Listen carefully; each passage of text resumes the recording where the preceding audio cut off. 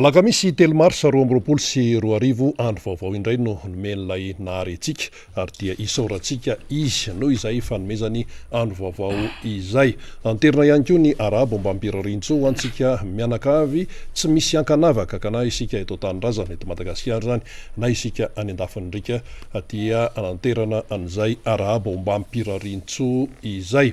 Miaraka amin'ny miara-manonja ianao, miara-manonja MBS Radio Bada izay arahanao mazava loatra amin'ny alalan'ny onjapeo MBS Radio, eo ihany koa ny Radio Bada, ny fahitalavitra MBS ary amin'ny alalan'ireo tambazotra tserasera maro samihafa. Iaraka etontsika mandritra ny ora roa sasany mahery any ka ao anatin'izany no iresantsika raharaham-pirenena. Ny faniriana dia ny arahanao amin'izany fandarana MBS Radio Bada ao anatin'ny miara-manonja izany hatramin'ny farany ahafahanao zany mahafantatra hoe aiza ho aiza ny fandehan'ity raharaham-pirenena ity. Maro ny zavatra tsy fantatsika ary mety ho fantatsika ao anatin'ny fandarana, eo ihany koa ny amin'ny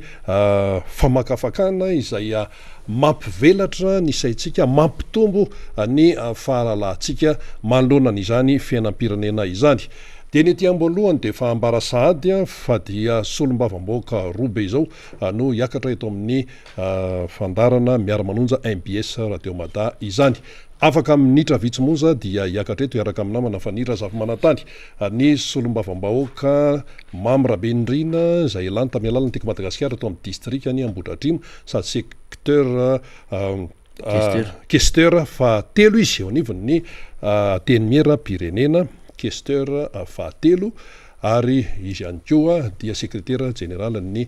Tiko Madagasikara izany. Ny solombavam-bahoaka anankiray hiakatra eo ihany koa efa ao ambadimadika ao dia ny solombavam-bahoaka izay voafidy tamin'ny alalan'ny Tiko Madagasikara atao Antsirabe voalohany, ny député Michel zay no alalantsika azy na ny hoe député Avako aby, zay no fahalalantsika azy koa. Dia ho avy eo zany ireo mpisehatra ireo ary dia anisan'ny bahatoerana ilay resaka momba ny antso na appel miantefa any amin'ny solombavam-bahoaka nataon'ny député zany Tiko Madagasikara, appel ny amin'ny hoe resaka motion de censure na fitsipaham-pitokisana ny gouvernemanta. Miaraba ny Faniry Razafimanantany, Ndahoary Zatsisy. Eny ary dia miaraba ny Rina Rabe Mananjara ihany koa sy ireo namana teknisiana miara-miasa antsika amin'ny MBS sy ny Radio Bada. Isika ny mifatra rehetrarehetra izay mandray izao fandarina izao, ny any amin'ny faritrany, ny any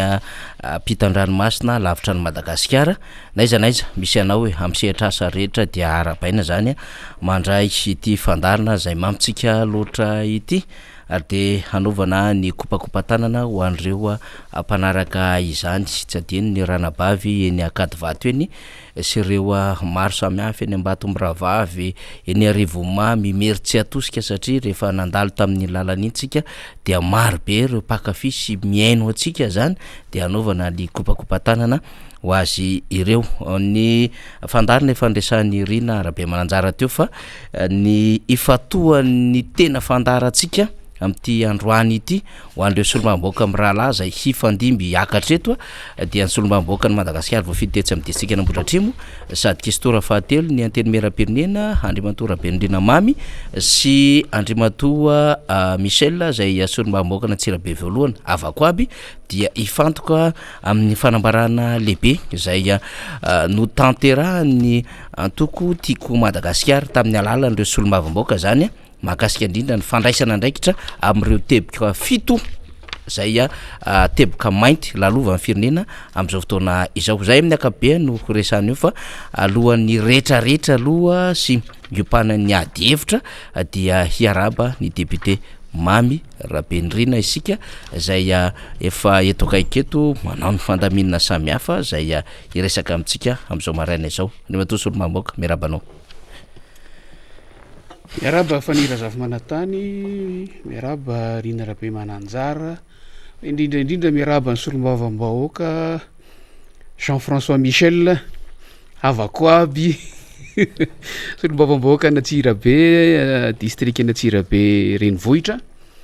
zay tonga iara itafatafa sy idinidinika amakafaka ny vaovao farany rehetrarehetra tato anatin'ny ora farany rehetra amin'ity andro anio ity.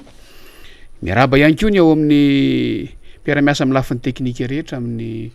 radio anankiroa MBS sy ny radio Mata.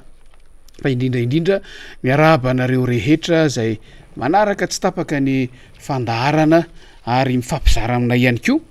na mivantana na ankolaka izao famakafakana izao na aloha na mandritra na aorian'ny famakafakana satria zay le raha-pirenena samy tompony sika samy mandray anjara ary samy milaza ny hevitra sy mizara ny vaovao tsara ho fantatra rehetrarehetra any amin'ny misy atsika rehetrarehetra any. Eny ary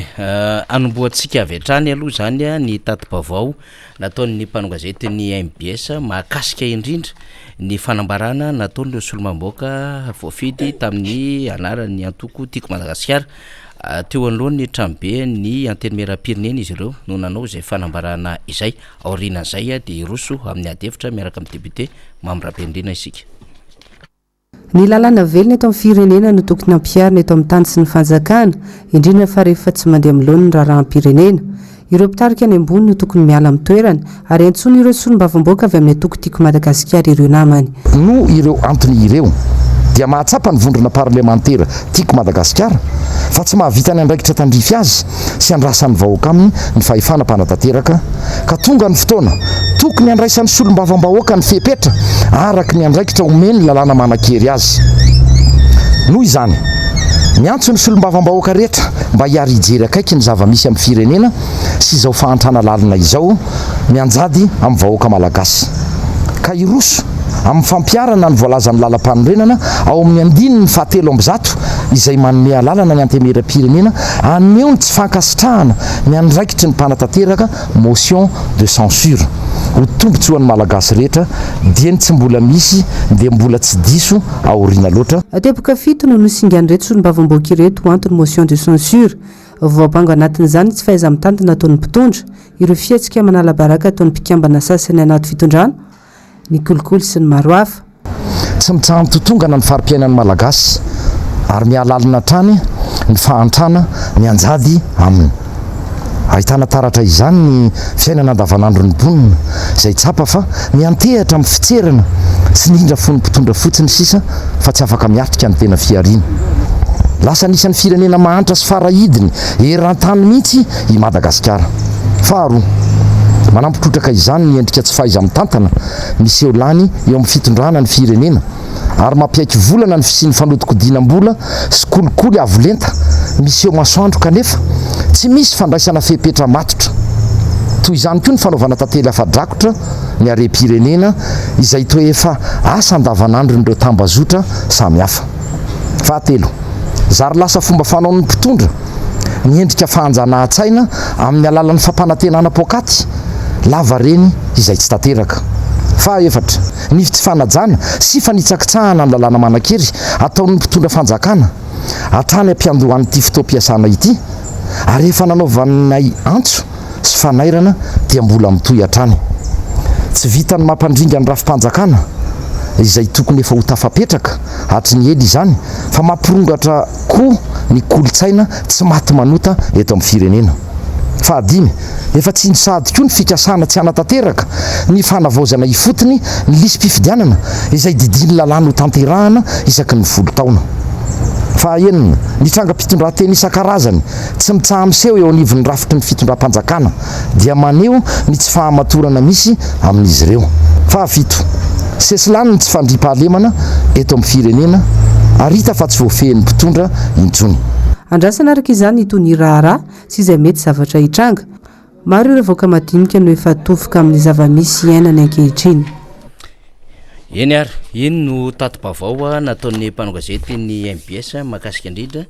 ny valandresaka ho an'ny mpanongazety nataon'ireo solombamboaka avy amin'ny antoko Tiako Madagasikara zany.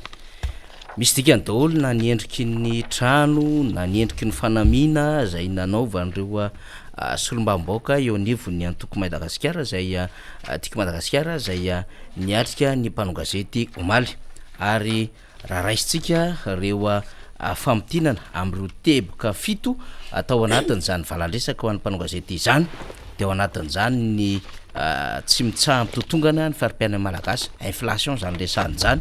ao anatin'zany hoe manampitrotraka ny endrika tsy faiza mitatana mauvaise gouvernance izany resany zany ao anatin'zany le hoe fanaony mpitondra ny endrika fanjanahantena amin'ny alala ny fampanantenana bokaty promesse non tenue dikan'zany ary ao anatin'zany ny fahaefatra de hoe tsy fanajana sy fanitsakitsana lalàna manakery violation sy non respect na état de droit zany ao anatin'zany ihany koa ny hoe fikasany tsy anatanteraka fanavozana ifotony nisy mpifidianina de andrefond total isaky ny folo taona izany ary ao anatin'zany hoe trangam-pitondratena isan-karazany tsy mitsahamseho eo amin'ny von'ny rafitry ny fitondram-panjakana dia scandale au sein ny institution zany resany zany ary farany de hoe misesilany tsy fandripahalemana eto amin'ny firenena dia insécurité zany resany zany ny zahako nadiketro an'izay le satria misy amintsika ihany koa ny miezaka ny manakatra la endriky ny fanambarana zay nataony ny antoko tiako Madagasikara tamin'ireo solombavamboaka reo eny ary député Mahamira Baindrina iny izy iny ary dia nambaranareo ny tokony hisiny zay hoe fampiarana ny voalaza ny lalam-pandreny nandiny fatelo am'zato zay manome alalana ny anteny meram-pirenena aneo tsy fakasitrahana ena ndraiky ny mpanatanteraka amin'ny alalany motion de censure ho tombotsoan'ny malagasy rehetra inona ry fanazavana zay afaka entina zay andrasana vahoaka maro tokoa am'izao fotoana zao député Mahamira Baindrina misaotra faniry iny izy ino ianao araky ny nahitantsika azy manana endrika fanambarana le izy fanambarana ny fomba fahitany vondrona parlementaire ny zava-misy am'izao fotoana zao kanefa manana endrika antso ihany koa le izy vondrona parlementaire no nanao an'iny fanambarana sy antso iny ary vondrona parlementaire tiako Madagasikara betsaka ny ina moa zany fomba fijery zay nitranga nanomboka tamin'ny voany ny fanambarana sy antso iny samy manany lazainy ny mpamaky sy ny rehetrarehetra fa ny tianay solombavambahoaka ao anatin'ny vondrona parlementaire atao eto dia ny hanazava amin'ny atsipiriany arak'izay tratranay ny votoatiny iny fanambarana sy antso iny sy ny antony ny tanjona ao anatin'le izy sy ny hoe nahoana moa iny natao za sy ny solombavambahoaka Jean-François Michel moa androany no eto de ezaka zahay anazava arak'izay tratra sy amaly ny fanontaniana zay hita teny amin'ny tambajotra serasera teny nanomboka ao Maly Ariva fa ny solombavambahoaka afako izay samy tafiditra ao anatin'ny ity antso sy fanambarana ity de ilaza ny heviny eto amin'ny fotoana mahamety azy hatrany resaka motion de censure ny resaka eto ary zay zahatra ny rehetra ny lazaiko zay dia voafaritra ny lalàna zany hoe mampiseho fifandraisan'ny androm-panjakana anankiroa farafakeliny androm-panjakana mpanao lalàna ny parlementa zany ny anteny miera-pirenena raha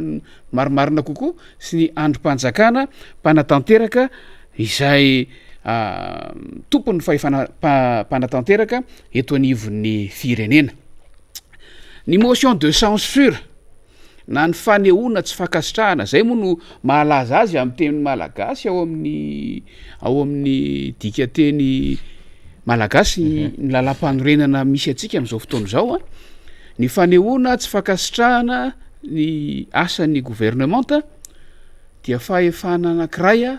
endrika anankiray na fomba anankiray omeny ny lalam-panorenana sy ny lalàna zay mifandraika am'izay ny anteny miera-pirenena zay tsy miteny hoe ny solombavambahoaka mpanohitra na hoe ny solombavambahoaka fotsiny fa ny anteny miera-pirenena zany hoe ny solombavambahoaka rehetra amin'ny akapobeny ny manana an'io fahefana io fahefana omeny lalam-panorenana hoentina mifampiresaka amin'ny gouvernementa hoentina maneho hevitra amin'ny gouvernementa hoentina maneho fomba fijery amin'ny gouvernementa ary araky nefa lazainy ombieny ny anteny miera-pirenena de natao arofanina akoatra ny androm-panjakana mpanao lalàna azy de natao arofanina amin'ny lafiny politika indrindrandrindra sy amin'ny lafiny fanatanterahana ny asa sy hitondrana ny feon'ny vahoaka miakatra makany amin'ny fahefana mpanatanteraka. Zay indrindra no fototra ny aingany ty fanambarana sy antso omaly ity. Hoy aty hoe fahefana nomen'ny lalam-panorenana andininy 700 ao amin'ny lalam-panorenana amin'ny repoblika fahefatra no misy an'io no milaza an'io. Zany hoe ny anteny miera-pirenena de omena alalana haneo tsy fankasitrahana ny asan'ny gouvernemanta raha hita fa misy antony mahatonga an'izany. Dia ilay fanambarana omaly ny ainga avy tamin'ny antony maro zay nentina nampidirana an'ilay izy ampiarana an'izay fahefana omeny ny 700 ao amin'ny lalam-panorenan'izay. De reo misy teboka anankifito ao anatin'le izy angamba tsy averiko tsony fa tsy kelikely entsika de iresaka an'le izy ihany ary ovoaverina ho azy any le izy fa ny fehan'ireo resaky reo dia ny zavatra efa nilazaintsika teto tato anatin'ny volana maro tato anatin'ny taona vitsivitsy ny amin'ny tsy fandehanany raha-panjakana na raha-pirenena amin'ny akapobe ny amin'ny tsy fisian'ny fetraikany maso ny vahoaka ny asan'ny gouvernemanta. Ary aty hoe ny voalaza ny lalam-panorenana tsy voatery ho ny vondrana parlementaire mpanohitra na ny solombavam-bahoaka mpanohitra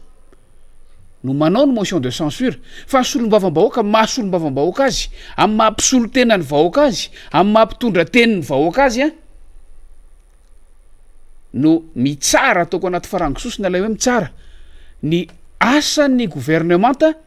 dia milaza ny heviny ao anatin'izay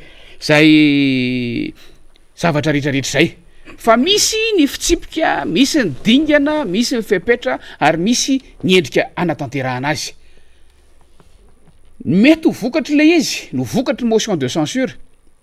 de zao. Voalohany indrindra motion de censure de mety efa amin'ny gouvernemanta. Fa efa nampanatanteraka de fatatsika fa misy androm-panjakana roa fiandidinan'ny repoblika sy ny gouvernemanta. Ny motion de censure de miantefa manokana amin'ny gouvernemanta. Indrindra miantefa manokana amin'ny lehiben'ny gouvernemanta na lehiben'ny ekipa raha zay no lazako azy mpitarika ny ekipa ao amin'ny gouvernemanta.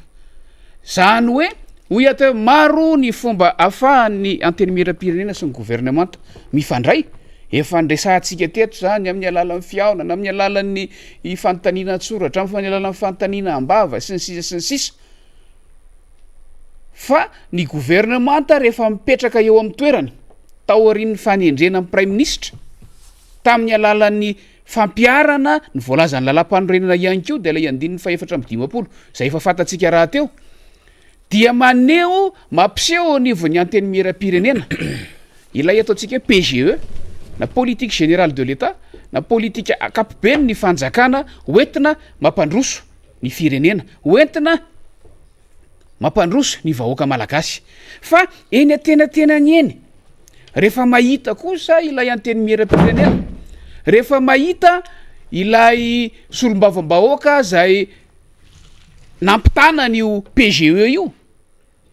na nresaka drafitra tsika teto tamin'ny tapabolana angamba izy iny na io drafitra ikasain'ny gouvernemanta ampiarana ny politika mpanjakana io fa tsy mety mizatra tsy mety ary tena tsy akasitrahana zay moa le teny malagasy lazaiko teo dia manana fahefana ny solombavam-bahoaka tsy lazan'izay ary ao anatin'ny fampiarana zay fahefana izay mandalo amina fitsapakevitry ny solombavam-bahoaka angamba ny ilazana azy satria misy fifidianana kely ao ao anivon'ny anteny miera-pirenena ao ka raha mandresy misy fetrisa mbolo resantsika ihany rehefa avy eo tratrarina ao anatin'le izy ka raha mandresy ilay motion de censure de tsy maintsy mametra-pialana le gouvernemanta. Zay zany no fitrangana io raha ny tena marina de mandeha be ny resaka maly satria misy mihevitra efa le motion de censure inona seho iny misy no miresaka hoe hoaiza koa reto solombavam-bahoaka vitsy anisa marina fa raha ohatra ka ny isa eo anivon'ny vondrona parlementaire misy eo anivon'ny anteny miram-pirenena ny jerena de tsy manana amin'ny maro anisa ny vondrona parlementaire tiako Madagasikara fa araka ny lazaiko teo tsy voatery ny vondrona parlementaire manohitra ny fitondrana no manatanteraka an'ity fa ny fomba fijeriny solombavam-bahoaka tsirairay avy no anaovana antso eto zany hoe zao le fandehany ilay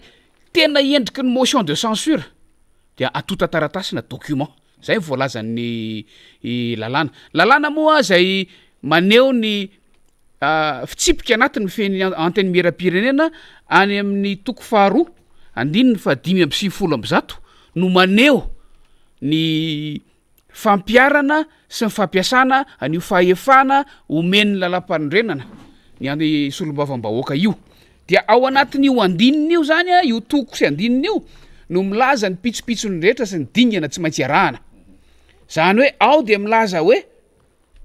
manana endrika document na atota taratasy izay mitondra ny lohateny hoe motion de censure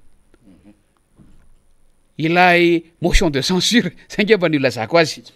le fitsipahapitokisana ary ao anatin'io de tsy maintsy ahitana ny antony mahatonga an'ireo solombavam-bahoaka zay hanao soni rehefa avy eo hitondra anaovany an'ilay tsy fankasitrahana moa zany ny tena teny ilazany azy ao ilay motion de censure io taratasy io zany milaza ny andinidinina reto teboka anankifito reto efa anisan'ny antony ary reo ny avy amin'ny vondrona parlementaire tiako Madagasikara fa mbola azo apinindreo rehefa tena mandrafitra n'lay le tena motion de censure raha misy hevitra hafa avy any amin'ny solombavam-bahoaka hafa izay mitovy hevitra aminay am'ty tsy fahombiazan'ity gouvernementa ity dia io taratasy io arahany sonihan'ireo solombavam-bahoaka zay mitovy hevitra amin'io resaka motion de censure io ary tokony farafahakeliny ny atsasa manila ny solombavam-bahoaka no manao soni de zay le mahatonga an'le fanontaniana hoe kinona no ataon'ireo solombavam-bahoaka vitsy anisa amin'ny vondrona parlementaire anankiray ireo hanao an'io zavatra io de hoy zahay hoe tsy mbola itinga le motion de censure tsy mbola le izy ty fa izahay solombavam-bahoaka ao anatin'io vondrona parlementaire io de nanangona nanao fehi-kevitra nanao fanombanana tombanezaka ny asan'ny gouvernementa amin'ny fomba fahitana iny zava-misy iaina ny vahoaka am'izao fotoana zao amin'ny fanadihadinana ataonay teny ifotony samy mahay midiny eny ifotony mantsy de samy manana ny fomba fijeriny rehefa tonga eny de ireny fomba fijery reny no nahitanay hoe tsisy mandeha amin'ny laon'ny tsony mihitsy manamafy ny zavatra efa fampiresahana hatramin'izay ny fiainan'ny vahoaka malagasy ary everiko le fomba fiteny hoe tsy mihitsy hitany vazanay ny malagasy tsy hitany aty vilany malagasy ny zavatra ataon'le gouvernementa rehefa nyresaka izahay tao anatin'ny vondrona parlementaire tiako Madagasikara de niara-ny aiky hoe tena tsy mandeha am'izay laon'ny tsony ty ary raha izao no mbola avelantsika itoy dia hananatsika tsiny amin'ny vahoaka ny fidy atsika hananatsika tsiny amin'ny vahoaka malagasy amin'ny ankapobeny ary hananatsika tsiny amin'ny tantara ny dikan'izay zay le voalazanay eo hoe tonga ny fotoana de ny mbola tsy diso ariana loatra mbola misy roa taona ity fempotoana fiasan'ny filoham-pirenena misy atsika am'izao fotoana zao ty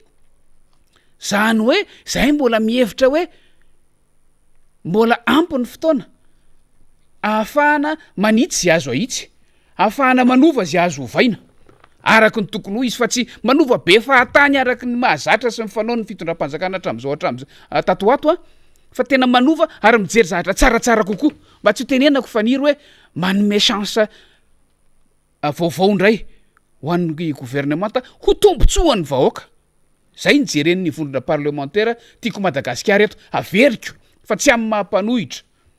ny tiako Madagasikara fotsiny ihany fa mahasolombava-bahoaka ny Madagasikara misolo vava ny vahoaka malagasy rehetra no nahatonga an'ity fanangonana ny zava-misy eran'ny Madagasikara ity de reo zany no azoko lazaina hoe teboka fito reo no mahafe ny zava-misy iainan'ny malagasy am'izao fotoana zao ireo no nahatonga anay ny teny hoe andao ry zalahy ndao tsika iresaka amin'ny namatsika solombavam-bahoaka sady efa nisy ihany moa maromaro a nefa tafaresaka amin'ny fiainana andavanandro eny ananiny eny ny samy solombavam-bahoaka tafahoanao amin'ny lampanitsimba zaza ao rehefa miasa ao de miresadresaka de samy tonga saina hoe tena mibetsaka marina ny zavatra tsy mandeha fa izahay amin'ny mahavondrona parlementaire anay a dia moramora taminay nanao an'ity fanambarana ity de manao an'le antso hoe eny ary ho atsika zay efa nyresaka tsika solombavam-bahoaka zay efa nyresaka ho an'ny solombavam-bahoaka zay mety mitovy fomba fijery am'ty ihany ko tsy politika ny resaka eto fa no tombontsoan'ny vahoaka tsy resaka antoko politika tsy resaka fiaviana politika fa ho tombontsoan'ny vahoaka tena manao tombanezaka mihitsy eo amin'ny asan'ny fitondram-panjakana tao anatin'izay telo taona faran'izay a de manao antso zay atao anatin'ity taratasy fanambarana ity mitodika amin'ny solombavam-bahoaka namana ajaina isan'ny rehetra na inona firehana politika na inona vondrona parlementaire misy na tsy ao anaty vondrona parlementaire satria misy zany amin'ity fotoam-piasana ity manao antso zahay mitodika aminareo namana rahalahy anabavy solombavam-bahoaka ajaina isany eto Madagasikara zao ny fomba fijerinay ny zava-misy a misy aminareo iafa tafaresaka taminay ary mitovy fomba fijery aminay fa fantatray ko fa na tsy tafaresaka taminay azy mahita fa mitombona izao fomba fijerinay zao a manao antso anareo zao manasa anareo zay andao sika ampiasa ny andraikitra nomen'ny vahoaka atsika andeo tsika ampiatra ny andraikitra sy fahefana nomen'ny lalàna atsika andeo tsika ijery zay tena mahaso ny vahoaka atao anatin'ity roa taona faran'ity ary aza mijery ny loko politika fa ndao ny vahoaka no jerena zay mahaso ny vahoaka no jerena ary andao ho faranana ny zavatra tsy mety rehetra mba afahana manitsy ny dy amin'ny fitantanana ny firenena zay ny fehany io fa nira zafy manatany izay a no dikan'io taratasy io miantso an'ireo solombavam-bahoaka namana rehetra hiaraka anao an'ity motion de censure ity ny dingana moa zany raha mivoalazan'ny lalàna de zao rehefa voasoratra an-taratasy ilay document na ilay tota-taratasy zay mitondra ny lohateny hoe motion de censure miaraka amin'ny sonian'ny atsasaka ny solombavam-bahoaka zany hoe farafahakeliny a sonienina amby fitopolo zay no andrasana farafahakeliny betsaka zany fa tsy midika koa zany hoe tsy hotratra na hotratra fa manao antso aloha zahay rehefa vita zay apetraka eny anivon'ny braon'ny filohan'ny anteny miera-pirenena rehefa vaopetraka eny io a tsy misy afaka manampy sonitsony solombavam-bahoaka ary tsy misy afaka manala ny soniantsony keo rehefa vaopetraka eo anivon'ny braon io tsy misy vanim-potoana hoe tsy maintsy anatina session mametraka azy fa na etia tenatena ny session anankiroa aza de afaka atao tsara ny fanoratana sy ny fametrahana an'io eny anivon'ny braon'ny filohan'ny anteny miera-pirenena rehefa maharay an'io ny filohan'ny anteny miera-pirenena de mampafantatra ny gouvernementa ny fisian'ilay motion de censure de mampafantatra ny eo anivon'ny anteny miera-pirenena amin'ny akapobeny ihany ko indrindra amin'ny fotoam-pivoriana manaraka isy mametra-panontaniana mantso hoe iantso fivoriana tsy ara-potoana ve zany ianareo sa ahoana zay mivoalazan'ny fitsipika anatiny mifeny anteny miera-pirenena hoe am'izay fivoriana manaraka eo raha vao misy fivoriana manaraka eo zany de azo aroso ao anatin'ny lahadinika zay diniany io a rehefa vaopetraka eo anivon'ny braon'ny filohan'ny anteny miera-pirenena de any amin'ny fanatanterahana azy rehefa avy eo rehefa tonga ilay fivoriana manaraka na rovina io ny fantatsika aloatra eto de afaka 2 volana katroko eo ao satria talata voalohany amin'ny volana me no fivoriana fantatra fa manaraka fivoriana ara-potoana voalohany amin'ity taona 2024 ity zany hoe afaka 2 volana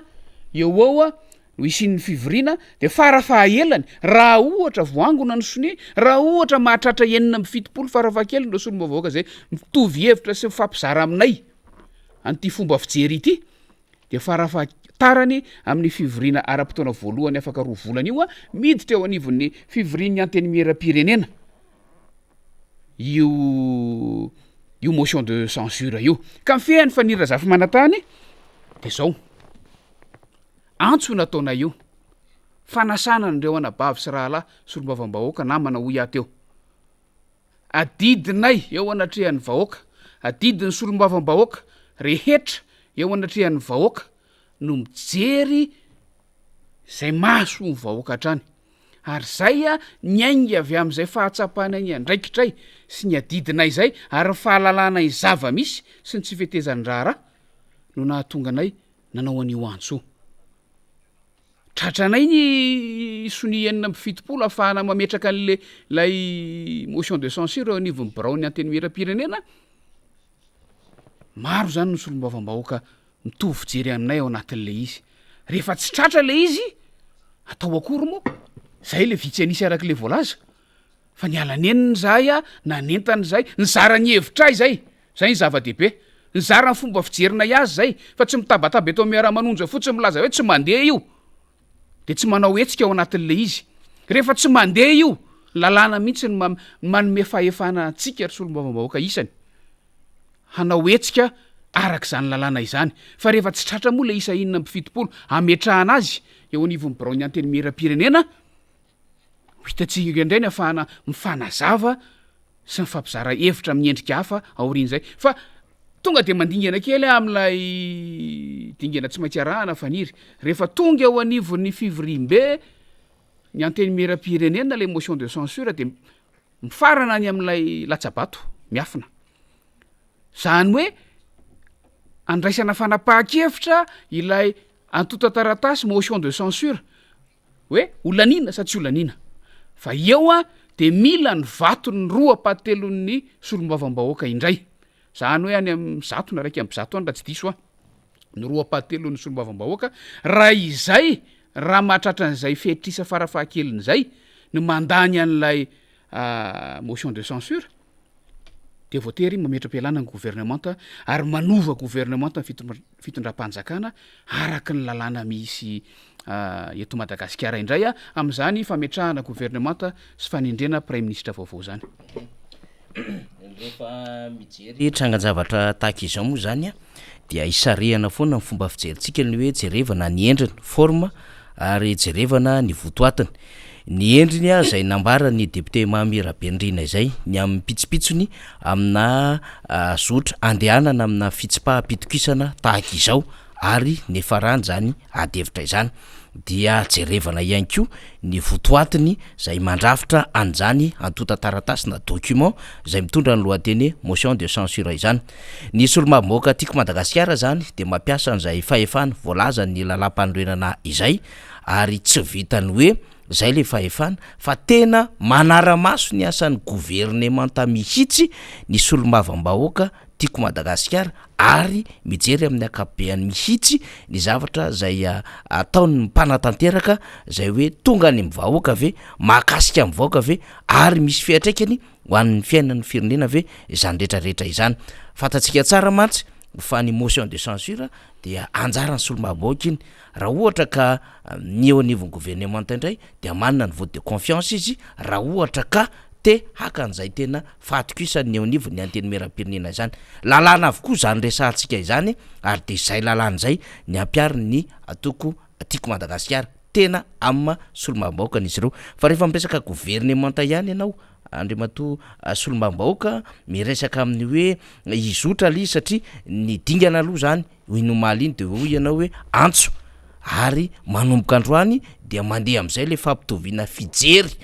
ary aorinan'izay de roso am'ilay dingana amin'ny mety ho fametrahana ny antota taratasy sy ho fangatahantsony zany rehefa miroso zany rehetrarehetra izany tsy vo zao fefanisy zany tam'ireo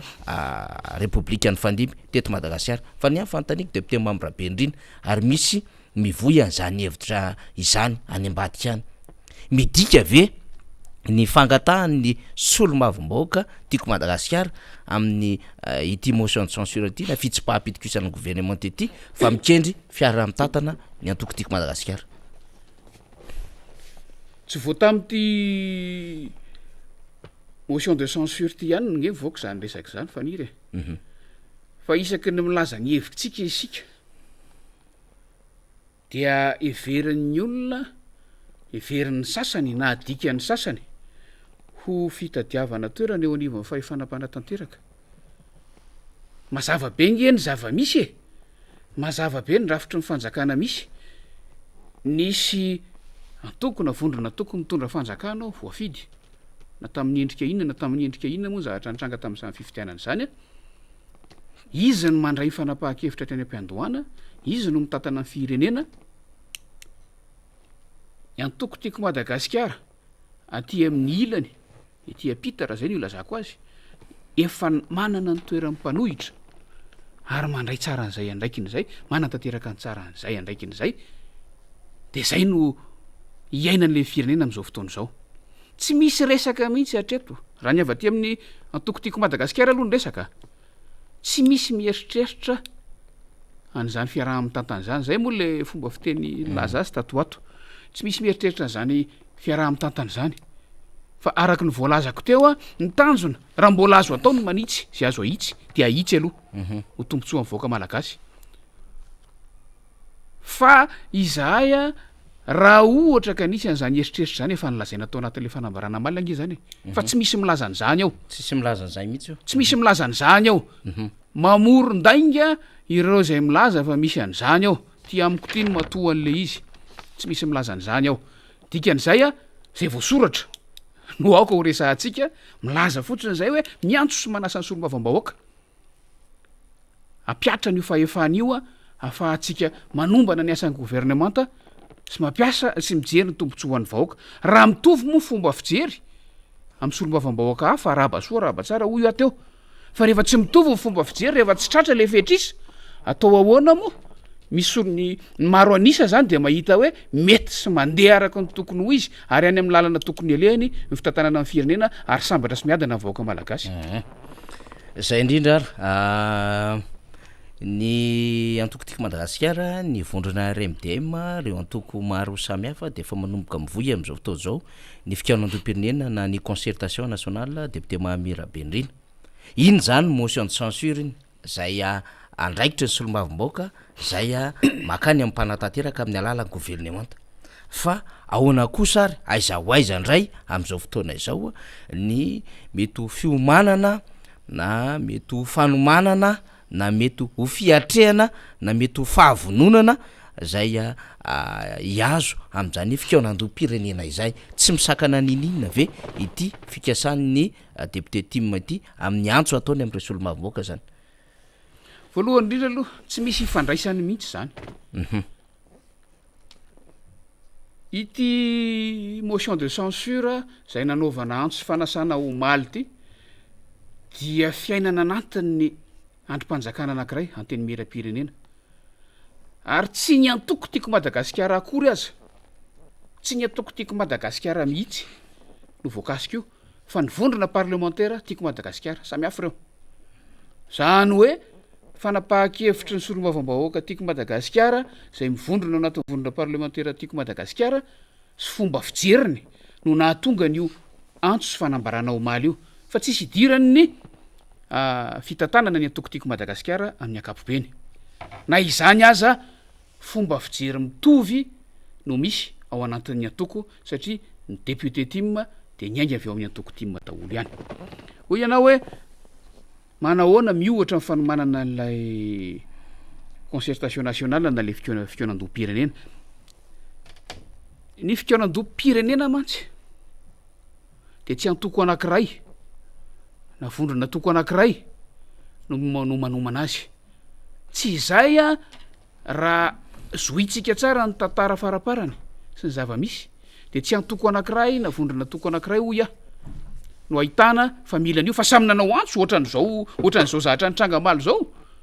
ny filohan'ny RMDM Andriamatoa Marc Ravalomanana sady filohan'ny antoko tiako Madagasikara raha teo anisany nanao antso voalohany amin'ny hoe mila jerena ny fanavaozana tanteraka na hoe refonte fanavaozana tanteraka ireo lalàna rehetra mahakasika ny lafin'ny fifidianana mila avaozany zay mila ampanarahana ny toetrandro mba hiatrehantsika ny vanim-potoana fifidianana cycle électoral manaraka antso nataon'ny filoha Ravalomanana zay antoko politika sy vondrona toko politika no nsoloany tena tam'izay antso zay fa tany ambadika tany ko misy antoko politika hafa sy vondrona toko politika hafa izay mahita fa mila ovaina koa ireo andian-dalàna reo na fehezan-dalàna zay mahakasika amin'ny fifidianan'ireo de maneho an'izay hevitra zay ihany ko fa misy ko na fiarahamonim-pirenena zay enontsika tamin'ny adihevitra isan-karazany zay nandeha tatoato misy fiarahamonim-pirenena mandeha tsiraraina mitambatra tsy antoko politika reo a tsy mpanao politika reo a fa miasa sy misehatra ny fiainam-pirenena amin'ny akapobeany reo mpanara-maso ny resaka fifidianana amin'ny akapobeany reo ireo koa de mahita hoe efa tokony iova sy tokony ampanarahana ny toetrandro lalàna amin'ny fifidianana amin'ny akapobeny de misy koa karazana vondron'olona isan-karazany ihany eny fa na de any amin'ny tambajotra samy hafa any ara eny fa eny aty amin'ny ainao manjery isan-karazany aty olo-pirenena tsotra milaza an'izany ary raha ny teny atao hoe atoko politika eny fa ny eo amin'ny fitondrana aza de mila an'izany rehefa zoitsika ny zava-misy eto amin'ny firenena am'izao fotoana zao efa mifakafakaitsika teto zany raha ny tetikasa na ny faniriana na ny fanambarana nataon'ny filoha-pirenena ny aminy hoe anomezana fahafahana mifidy an'ireo mpila malagasy mila ravinahitra ny velany tsy maintsy mila fahanovana amin'ny endriny maro eo anivon'ireo fehezan-dalàna amin'ny fifidianana zany ka voavory ireo azo lazaina hoe masotsivana rehetra zay hitovian'ny fomba fijery sy hitovian'ny filanara teknika eo amin'ny fanatanterahana amin'ny fifidianana manaraka mifampiresaka sy mifampiaino any ambadimbadika any ireo rehetrarehetra reo ireo mpisehatra amin'ny lafin'ny politika sy amin'ny lafin'ny fifidianana sy amin'ny lafin'ny fiarahamonim-pirenena sy ny fiainam-pirenena amin'ny akapobeny reo ary samy mahatsapa fa tokony atao zany ireo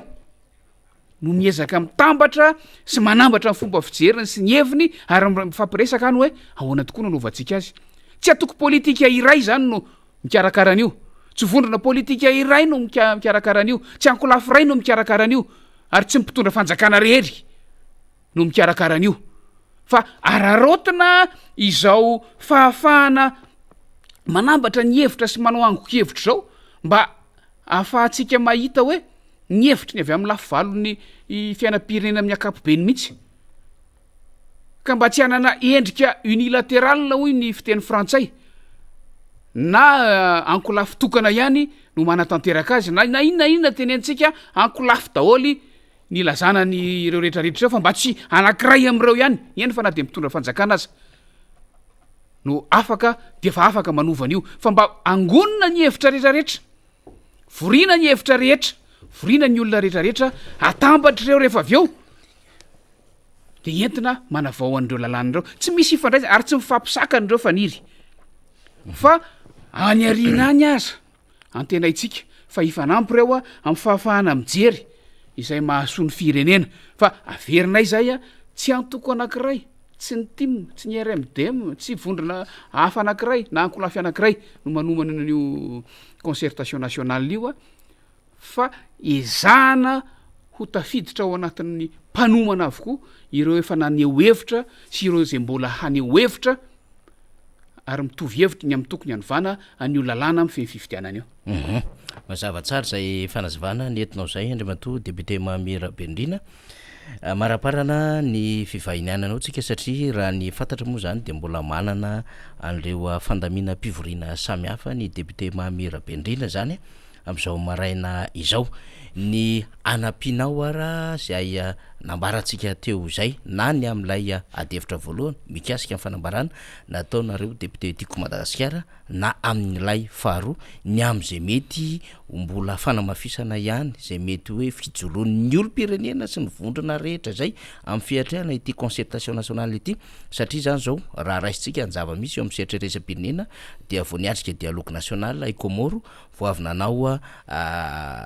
conférence nationale i Burkina Faso zay samy mieritreritra ireo rehetrarehetra fa hanatotosa fifidianana afaka taona vitsivitsy avokoa ary mana ny sin'ny crise ara-pifidianana lalina ny firenena misy azy ka teny zao zao de efa miomana am'izay mety ho fiatrehana zany amin'ny alalan'ireo fepetra samihafa ny texte zany sy ireo andry samihafa na reo avomera zay iakarakara sy anatotosa izany fifidiana zany député Mamy Rabendrina. Na ilay antso ataonay solombavam-bahoaka tiako Madagasikara omaly na ilay fanomanana ny fikaonan-doam-pirenena izay eritreretina ho kasaina atoato de samy amafisinay fa tokony atao satria mbola fotoanany zao hoy zay ao anatin'le fanambarana hoe dieny mbola tsy diso arina loatra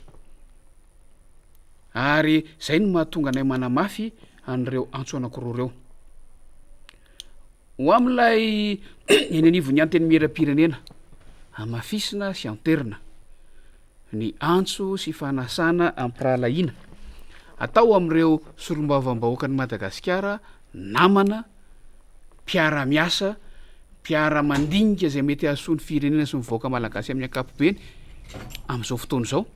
manasa anareo zahay ifampidinika isika afaka mifanakalo hevitritsika raha misy ny tsy mazava mifanambarana zay natao maly misokatra ny ady hevitra raha misy ny efa fahavononana sy fitovik-hevitra ao anatin'le izy efa vonona ny atao tantaratasy ary araka ny teniko ohatrany amboalohany ty zavatra ity io antso natao io fanasana atsika io de niainga avy amin'ny resaka zay efa mifanaovana tamin'ny sasantsasany tamintsika ihany ka mino zahay fa tena hijery ny tombontsoan'ny vahoaka malagasy amin'ny ankapobeny sika rehefa manatanteraka ny asantsika ary mila manatanteraka ny asantsika ao anatin'ny lalàna ao anatin'ny fanarahan-dalàna ao anatin'ny fampiarana ny lalàna sy ny fahefana omenantsika isika am'izany de mananteny sika malalaka be le roa volana faniry mananteny sika fa tsy miantso anefitra ny solombavam-bahoaka tiako Madagasikara eo anivon'ny anteny miera-pirenena fa hoy zahay hoe raha ifampizarantsika moa ny hevitra arabasoa arabatsara ho tombontsoan'ny vahoaka raha ohatra ka mbola hafa ny fomba fijeriny solombavam-bahoaka sasany samy manana fomba fijeriny io tsy omenatsiny fa zahay fotsiny mahita ary efa nanambara ny fomba ofisialy fa reo ny farafahakeliny reo teboka fito reo ny farafahakeliny amin'ny zava-misy iaina amin'ny vahoaka malagasy zay tsy mandeha amin'ny loniny ntsony amin'izao fotoana zao kiasika ny concertation nationale hoy ateo hoe efa tena aperiny tanteraka ny fikonokononany rehetra zay voakasika fantatro zany mandeha ny vaovao any ambadika any samy manaraka tsara ny fampitanana zany vaovao zany tsika fa eto koa de manasa ihany raha misy mety hoe zao vao maheno an'le izy na vondron'olona na fikambanana na toko politika misy anjato ny agneny toko politika eto Madagasikara ary tsy voatery ao anatin'reo vondrona politika zay efa fantatra sy misy am'izao fotoana zao reo na fikambanana eny fa na de olo-tsotra mbola manakola zay de afaka manatona anay afahanay mampita azy any am'ireo mampifandray azy am'ireo komity zay manomana an'izany concertation nationale izay na fikaonan-doam-pirenena izany hoy isika malagasy hoe ny hevitry ny maro mahatakatavitra ary araka ny voalazany faniry teo tsy zavatra fironiny zany fa fomba fiasa amin'ny ankapobeny eran'izao tontolo zao ny fanangonan-kevitra zay fomba ietsona azy ho hitantsika eo ihany hoe inona ny tena fomba ietsona azy fa fanangonan-kevitra ary tena fampiasana ny demokrasia mivantana zao fiainona mivantana ny feon'ny vahoaka zao fiainona mivantana ny feon'ny fikambanana maro samihafa izao fanojo indrindra am'izany kolotsaina malagasy zay iainantsika eo anivon'ny fiarahamonina malagasy zay le manamafy an'ilay hoe hevitry ny maro mahatakatavitra ko manantena fa andray anjara mavitrika am'izany daholo isika rehetra inyary misaotra anao député Mamy Rabendrina misaotra tompoko kasatsika ny solombavam-bahoaka ny Madagasikara Mamy Rabendrina niaraka tamintsika tao anatin'izay fanazava-kevitra mahakasika reo loha hevitra roa ireo dia ny fanambarana zay nataon'ny député tiako Madagasikara omaly zany ny amin'ny fandraisana izy ireo fanapahan-kevitra ny amin'ny fampiasana ny lalàna zany arak'izay voasoratra amin'ny lalam-pandrenina andininy fahatelo am'zato zay manome alalana ny anteny miera-pirenena aneo tsy fankasitrahana ny andraikitry ny mpanatanteraka zany na ny motion de censure izany fa akoatran'izay dia nresaka ny fikaonandoam-pirenena ny solomamboaka mamirabendrina zany ny amin'ny hoe adevitra roa samihafa zany ny iray dia andraikitra eo anivony zay hoe mpanatanteraka sy ny antenimera-pirenena zay fa ny iray dia fiainana firenena amin'ny akabeany mihitsy mahakasika ny fifidianana ka raha miresaka fifidianana antsika dia ao anatin'izany seny ao anatin'izany ny ACC ary ao anatin'izany ilay fanavozana tanteraka ny lisym-pifidianana zay adevitra be amin'izao fotoana izao mahakasika ihany koa nefa na izany anaty zany aza mety ho lafin-javatra maro izany resantsika izany eo ampiandrasana ny Rina Rabe Mananjarintsika zay andray ny solomamboaka Alain Michel moa zany azafady zay avy any Antsirabe voalohany avako aby hoy isika dia atao aloha zany ty fanasana ity satria amin'izao fotoana zao de manao fizahampahasalamana maimaim-poana na consultation gratuite zany ny vehivavy tiako Madagasikara miaraka amin'ny vehivavy RMDM ny teny filamatra ao anatin'izay de hoe vehivavy mendrika vehivavy mamiratra ao anatin'ilay tetika asa sosialy ka ety amin'ny faritra Nosy-Patrana zay apitany MBS no anovana izany fizahampahasalamana maimaim-poana izany de anatsona ny rehetra zany zay hanao zay fizahampahasalamana izay zany satria akoatrin'ny hoe fizahampahasalamana dia raha mifanandrify amin'izay mety ho aretina zay mety hananan'izy ireo ny fanafody ao an-tanana dia misy ihany koa ny fanomezana izay fanafody samihafa izay ny amin'ny akabeany fa isika moa zany de miandray ny fandaminana namana satria ny fanamafisana betsaka ny teneny député membre Benrina teo fa misy ihany koa reo fanazava-kevitra samihafa zay avy amin'ny député Michel zany mahakasika indrindra ny amty motion de censure ity mety andray isateboka izy ny am'ireo zava-boalaza ireo fa mbola hanamafy ihany koa izy ny amin'ny fijoroany zany hoe solomavam-bahoaka izany satria raha ny tena izy anie zany de hoe ny asa maro anisy zay tena manara-maso ary zay tena akaiky an'le gouvernemanta mihitsy io kanefa dia le vitsy anisa no manaitra amin'izao fotoana zao ary tena mikitika ny tsikala-peritrereta n'ireo solomavam-bahoaka namany hoe hisarika am'izay tena hoe hitodika any amin'ny vahoaka zay amin'ny asan'ny vahoaka zay no zava-dehibe ao anatin'izay adevitra zay efa ampiresantsika izao akoatran'izay angambana dia resantsika rehefa aveo ny fizotry ny raharaha eo amin'ny sehatra isam-pirenena satria dia fantatra amin'izao fotoana izao fa naneho ny tsy fahafaliany tamin'ny fanapahan-kevitry ny fanjakana malagasy ny vondrona Europeana zany mahakasika indrindra ny raharaha misy any Ukraine sy Rosia ny fanapahan-kevitra nyraisin'ny fanjakana malagasy tamin'ny alalan'ny prime ministre de hoe tsy momba ny antsina ny roa zany ny gouvernemanta fa mbola mitazana arak'izay zava-misy izay io maraina io anefa dia namoaka fanambarana ny lehibe ny diplomasia malagasy ny ministera ny raharaham-bahiny manamafy izay adevitra izay de mbola hovakitsika sy ho resantsika izay rehefa aveo satria dia mbola mitohy ity adevitra ity zany hoe indro namoaka fanambarana zany gouvernemanta malagasy ray tamin'ny alalan'ny prime ministre ray tamin'ny alalan'ny lehibe ny diplomasia fa efa nisy izay hoe fahadisom-panantenana ny amin'ny zavatra nambarany teo anivon'ny Union Européenne zany eo amin'ny lafiny ara-diplomatika izay hoe fahadisom-panantenana zay hoe tonga de taoriana ny fanambarany lehibe ny gouvernemanta izay de misy dikany lehibe isika de mahalala tsara rehefa nambara tamintsika teto fa miankin-doha am'ireo mpamatsy vola ny fikirakirantsika amin'ny akapobeny reo fanampiana arabola ao anatin'ny teti-bolam-panjakana reo asa rehetrarehetra zay tanterahana zany zay mifatoka sy makeny anivon'ny vahoaka malagasy izany de izany rehetrarehetra izany dia azo lazaina fa isy fifandraisana avokoa fa rehefa aveo ihany koa isika de mbola iresaka satria io maraina io tamin'ny Radio France Internationale de nisy ny fanadidina zay nataony teo anivon'ny RFI zany tamin'ny alalan'ny solitenana zay miasa eto amintsika dia sara teto ny mikasika indrindra ny audit zay nataon'ny Cour des comptes mikasika ny fitantanana ny Covid-19 fa mbola tao anatin'izay no nahenona fa maneho ny tsy fahafaliany ireo PTF na ireo mpiara-miasa amin'ny Madagasikara ary tsy jamba nous ne sommes pas dupes ozy izy ireo manoloana zava-misy eto Madagasikara amin'ny tsy faiza mitatana am'ireo irrégularité ny zavatra marobe na hoe tsy fahatomombanana eo amin'ireo pitsopitsony fanapahan-kevitra na ny procédure rehetrarehetra eo amin'ny fomba fiasa izany na ny resaka fahazonany tsenam-barotra marché public zany na eo amin'ny fomba fahamoam-bola sy ny fandraisana fanapahan-kevitra rehetra am'ireo fanomezana voaray nandritra nireny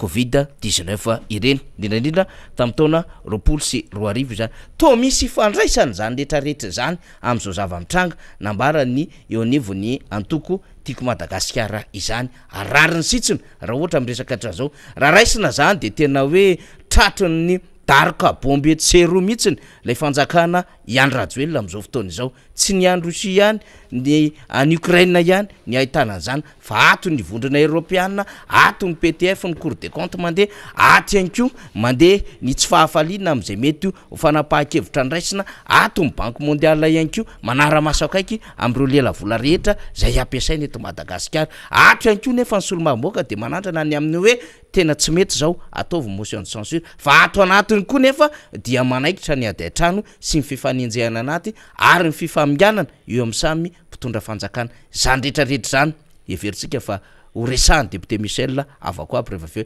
mbola azo iainana ve zao fanjakana Iany Rajoelina zao Rina Rabe Mananjara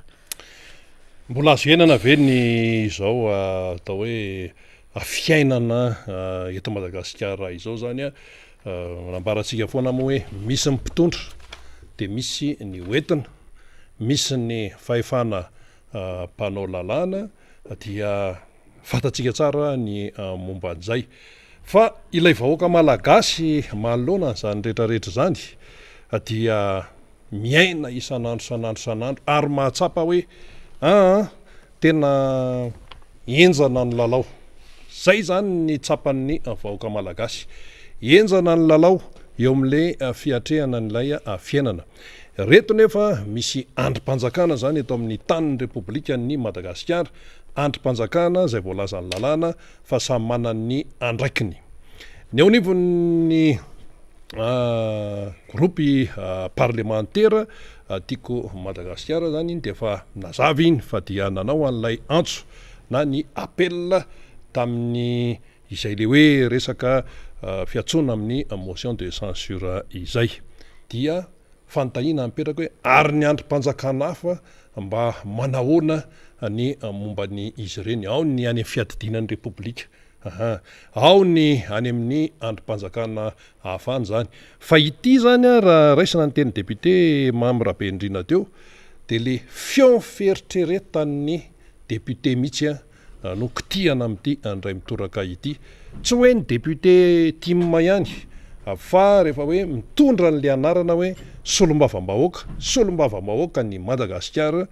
de le fion feritreretana no tena hoe zava-dehibe ao anatin'ny fijerena ny raharaham-pirenena sy ny manjo ny vahoaka malagasy am'izao fotoana zao efa eto akaiky eto ny solombava-bahoaka voafita amin'ny alalan'ny tiako Madagasikara tao Atsirabe voalohany député Michel fantatra maro hoe député Avakoaby. Miarabanao député. Miarabanao Andriamato Rina, aterina ihany koa ny fiarabana ho antsika ny atokantrano rehetra Avakoaby isika mpiray tanindrazana manaraka izao miara-manonja izao tsy adinonareo Avakoaby any Atsirabe any satria avy any moa ny tena zanaky mipitsokovy nareo eny mandrekeny eny eny Andrambe iny Atalata ianareo any Matsinjo ianareo any Ambilombe rehetra iny ianareo tapin-tanàna rehetra eo de aterina trany Avakoaby ny fiarabana ary manonona ny fiadana amin'ny tompo ho amintsika mianakavy indrindra ho an'ity firenetsika ity dia maneho ny hevitra androany tonga eto amin'ity plateau ty taorina ny nanaovana ny point de presse omaly dia tonga eto moa ny tena koa solombavambahoaka Antsirabe araka ny fiteninareo moa hoe député avako aby. Monsieur Rina, mamelay ianao iteny kely ary tena malahelo satria zao mitomany ny tany. Mitomany ny tany. Mitomany ny tany tsy hoe mitaraina intsony mitomany ny tany. Ary mitomany ireo olo-pirenena rehetra eo ambonin'ity firenena ity. Nanoana ny fo zany Monsieur Rina satria zao taloha ny solombavam-bahoaka iangonan'ny olona eo ambaravarana. Itantaran'ny olona ny fahoriny. Taloha ny fitenin'ny olona na ny vocabulaire ampiasain'ny olona de zao masahirana anay député. Mba mila fanampiana kely zay amty. Fa am'zao de miovy io teny io lasa hoe nitarainan'ny olona de hoe nona mosarena izay député ary ny olona na ny tsirabe hoe tena hoe mamokatra de hoe nona zay tsy ahitanao teny afa-tsy hoe nona. Ary vao maraina amin'ny 5 de milahatra eo tokonanay député ohatry maka fanafody ny praitandrazana zany na ny vahoaka ao anatin'ny circonscriptionko nona. Ary ny olona zay tsy eritreretinao aza de milaza hoe nona koa tonga eo de gaga ianao de zay natonga ana hoe mitaraina tsy mitaraina tsony ny tany fa mitomany ny tany. Ka ny fahatsapana zay zavatra izay hoe fa nahoana no mitomany ny tany ny fanontaniana mipetraka. Jerevy tsara Monsieur Rina, raha tsy resaka fotsiny ny fiakaran'ny vidim-piainana tatoato zay tsy zaky ny olona intsony ary nampatonga ana ny teny hoe maty tsy lera ny olona. Maty tsy lera satria zao tsy afaka mitsabo tena intsony. Ary eny amin'ny hôpitaly zay lazaina fa hoe manara-penitra izay tokony isitraka ny fanafody tsy alovola tsy misy. Maty tsy lera ny olona. Ny vidim-piainana midangana zay tsisy tsy ho tantaraiko eto intsony na menaka na vary na siramamy na savony dangana mba tsy lazaiko hoe 300% tsy fantatro intsony. Raha hijeriko io zao tsika ny matériel de construction midadangana zay tsisy. Ny ciment de ozy amanontany hoe iverina any amin'ny totorano ray ve tsika ity zany satria tsy afaka normal raha mijery ianao raha tamin'ireny le cyclone Batsiray sy cyclone sy nitondra-drano reny jereo fa mianjerazera daholo ny trano. Inona ny antony? Tsy manana fahefana le olona anaovana an'le trano en dur na mampiasa ciment fa jerevintsika reny le hoe mbola miverina tady hoany amin'ny totorano ny olona. De zay zavatra rehetrarehetra zay zany mijery ny fahorim-bahoaka ianao am'izao fotoana zao ny tsy adinontsika hoe am'izao fotoana zao ve ny taux de croissance ny PIB zany moins 7,2 négatif 13 taona aty aoriana. Tena mitotongana zay tsisy zany lay fari-piainan'le firenena. Tamin'ny mbola tsisy Covid efa mivoaka io. Efa mivoaka io. Efa mivoaka io tsy mbola teo ny cyclone, tsy mbola teo ny Covid efa mivoaka négatif tsika. Efa niotsaka le toe-karena zany 13 taona aty aoriana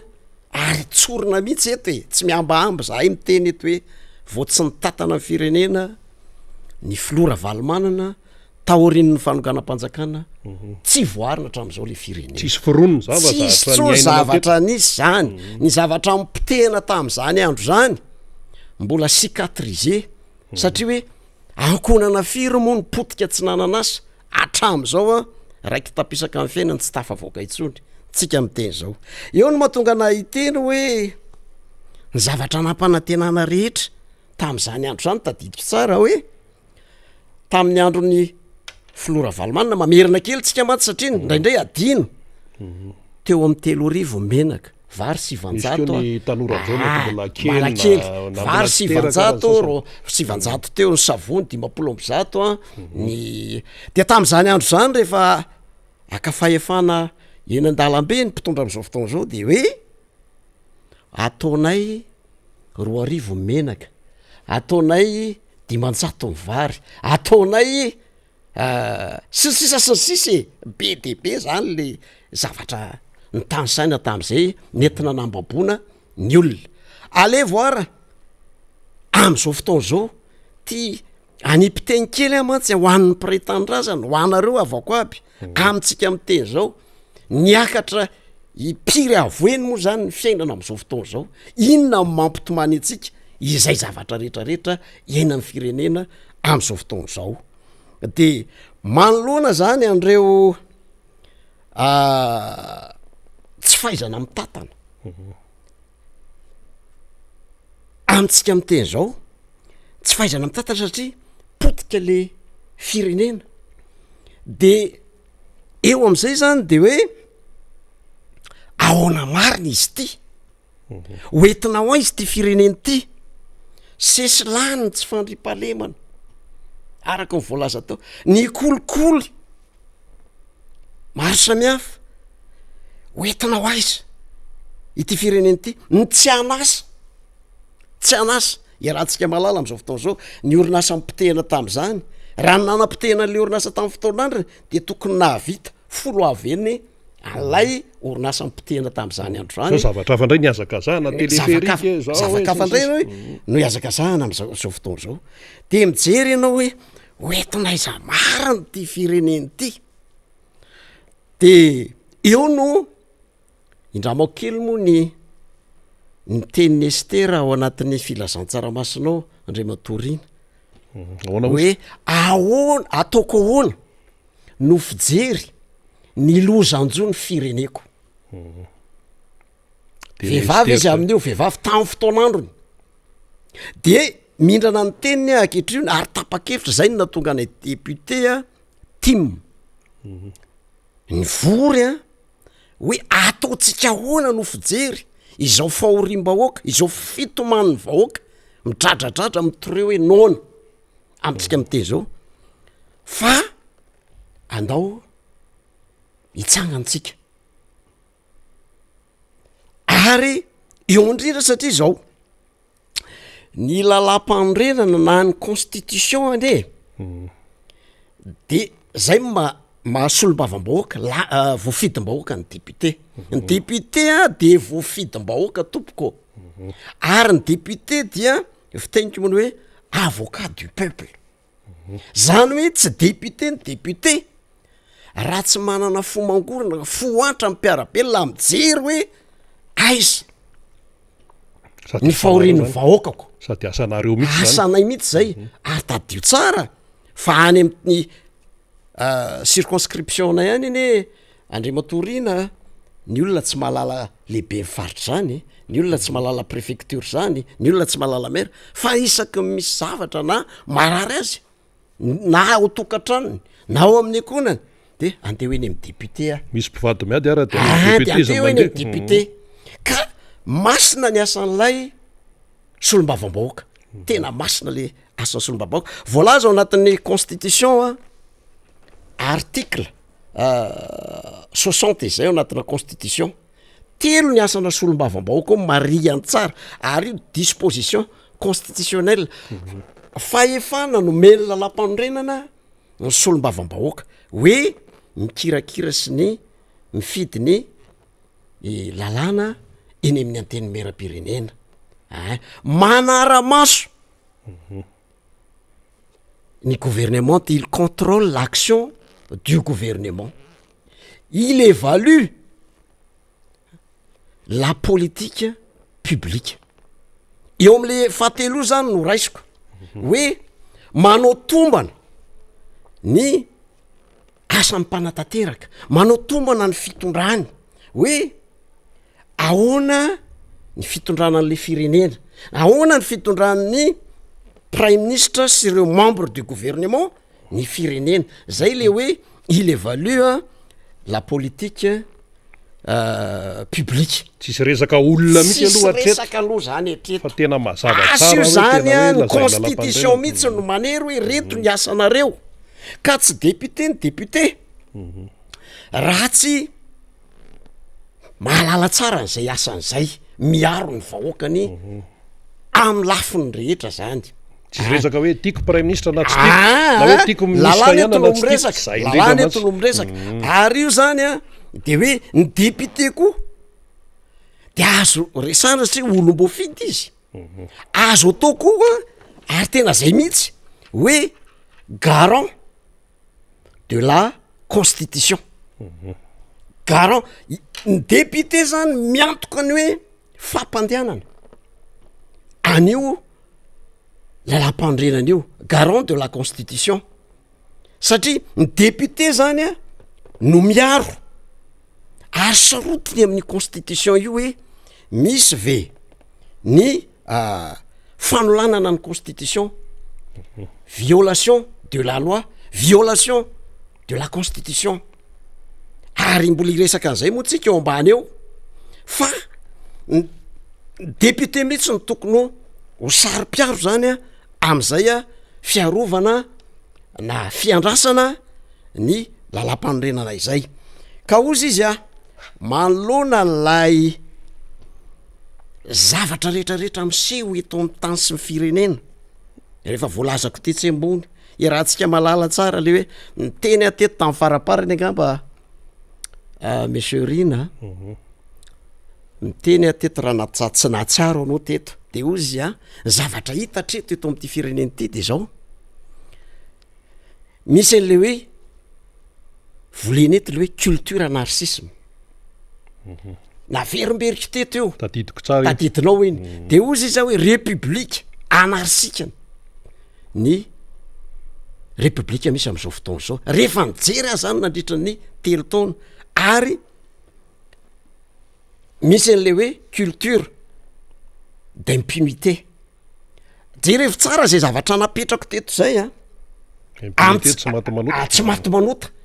de république bananière ozy izy matsa zareo eny ny alina ny fanjakana jatona de ozy ny ala ny jatona tsy maninona raisiko iny fansoloanareo fanjakan'ny baroa fanjakan'ny besandry zay zany voleny eto lay culture d'impunité irahantsika mahita tsara reny ame ohatra tsika ny resaka fitantanana ny covid rahantsika nalalaka mba fa hoe namoaka ny cour de compte zao ohatra ray io ohatra voaray fotsiny resiko namoaka ny cour de compte mihitsy ny namoaka hoe opération irrégulière et suspecte ny fitantanana ny covid zany fitantanana tsy naomby fitantanana manjavozavo resabola mantsy resabola ny tao raha jerena la izy teo eo am 400 millions de dollars teo tsy hita hoe nakaizana anakaroa izy vahoaka aiza nefa le vahoaka eto mitaraina hoe nona anay député marary zay député iresaka fotsiny aminay ohatra anao ihany koa reny ny fanondranana volamena maro isan-karazany iza moa ny ministre intérim ny minina amintsika miteny zao nefa arakaraka ny tenenana arakaraka ny natratrarana n'lay volamena tany Afrique du Sud tany a Comore zay Comore hoe ho ampindramina vola efa tsy zany any volamena ny olona naveriny a volamena ny fiaza nefa ny vahoaka eto tanàna hoe nona tena mampalahelo mitomany ny vahoaka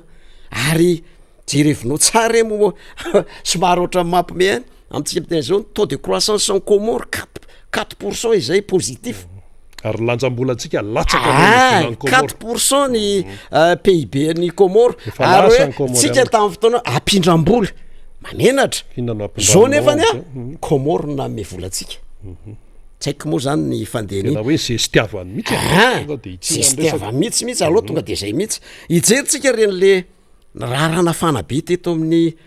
tany sy ny fanjakana ny resaka SMMC hitatsika tsara mipitatana anakiraiky io iny mbola anankiray zay de lenalefana natao conseillera tany amin'ny ambassady tany ambassady malagasy tany Paris ny tompona andraikitra tam'zany sy ny olona voaresaka resabe tao anatin'le SMMC tao de hitanao rehefa tsy neken'ny frantsay tsy nahazo ny agrément fa naverina aizany toin' reny zavatra reny aizany andraikitry ny fitsarana am'reny zavatra reny ngambany ataoko hoe efa be de be ngamba tsy ilazako hoe manamarina le ozy zay hoe fanjakana tsy maty manota manamarina le hoe culture d'impunité culture anarchisme zay zavatra misy eto tany sy mifanjakana am'izao fotoana zao tsy ahitanao tsony ka zay zavatra rehetrarehetra zay manjaka ny tsy maty manota iresaka koa tsika hoe raha jerena zany zay zavatra zay ny problème jirama iny tsy efa tsy resantsika tsony efa sakafo isan'andro iny ny taux de chômage efa tsy resahana tsony iny izay zavatra zay no atao hoe ataotsika hoe réunia ny condition rehetrarehetra zany hoe tsy fahaizana mitatana mantsaka loatra le impunité na ny fanjakan'ny tsy maty manota ny fanjakana anarchika eto amin'ny tany sy vita hoaiza zany ty firenetsika ity hoaiza zany ty firenetsika ity mijoro ny solombavam-bahoaka ty manoloana n'zany zavatra rehetrarehetra zany mijoro izahay ary hoe aizary no ataotsika diny zay nanao point de presse Andriamatorina maly nametraka amin'ny point de presse zay mahaly hoe misitona ary milaza ny député rehetrarehetra mba iroso ary anatanteraka ny asany izay fanerena ataon'ny lalam-pandrenana ny député hoe rehefa tsy mahomby ny fitantanana incompétence flagrante amin'ny gouvernemanta azo mbola lazaina mihitsy ara hoe trahison maximale envers l'état na hoe au plus haut degré envers l'état zay zavatra rehetra zay zany de hoe feno ny fepetra andao iroso any amina resaka motion de censure de natao maly le izy ny antsony député namana rehetra hoe aizitsika mahavita ny asantsika ve tsika manoloana n'zao vahoaka mitomany zao nefitsika avokan'ny vahoaka na ny solombavam-bahoaka eo zany de nataonay le izy tao amin'ny imo efa voalazany namana rahabenirina teo ny fitansanan'le izy hoe ao am'lay article 103 iny article 103 ao anatin'ny constitution zany no mametraka an'iny hoe ny maly tsy hoe efa zay ma tsy mila zavana kely zay Andriamatorina tsy hoe efa voaomana le taratasy na ny requête ho apetraka eo amin'ny bromaritry ny assemblée nationale fa mbola miantso ny député rehetra zany amin'ny fahatsapana ny fahorim-bahoaka ary tsy maintsy mijoro manao ny asa mibe sy maro ny député tim ka zay zany nanaovana antsongeza be maly manao hoe satria raha jerena zany ny eo anatin'ny lalàna de hoe eo amin'ny Atsasa-Manila zany hoe fitopolo mahery io zany fitopolo mahery io ny Atsasa-Manila zany satria 151 zahay eo amin'ny 5 zany eo amin'ny 5 eo ny Atsasa-Manila ngamba na 7 ireo zany manao sonian'lay requête zay ho apetraka ao amin'ny nivon'ny antenne mera eo anivon'ny bureau permanent de 48 heures après zany aorina ny fametrahana ny requête io de mandeha amin'ny latsabato ka rehefa zany mahazo ny Atsasa-Manila zany eo anatin'io dia ny démissionna en bloc ny gouvernementa tarihan'Andriamatoa prime ministre satria zay moa le tenentsika hoe voalaza tsara ao anatin'io hoe efa nataotsika teo hoe feno ny fepetra le nytansatsika teo mampitomany vahoaka ary tsy fahavitanany andraikitra na le hoe manquement à ses devoirs zay zany le izy de voamarina zany io article io ary tokony ho azo raisina recevable ny requête zay apetraky ny solombavambahoaka ary aorinan'le aorinan'ny mahadopte an'izay requête zay ao anatin'ny tsangatanana zany tokony miala en bloc ny gouvernement araky ny voalazako teo de mba hahafahana aingana mame vahaolana aingana an'izao fahorim-bahoaka zao satria hita fa tena tsy tafavoaka itsony ny firenena sepotra tanteraka ny vahoaka amintsika am'teny zao ka de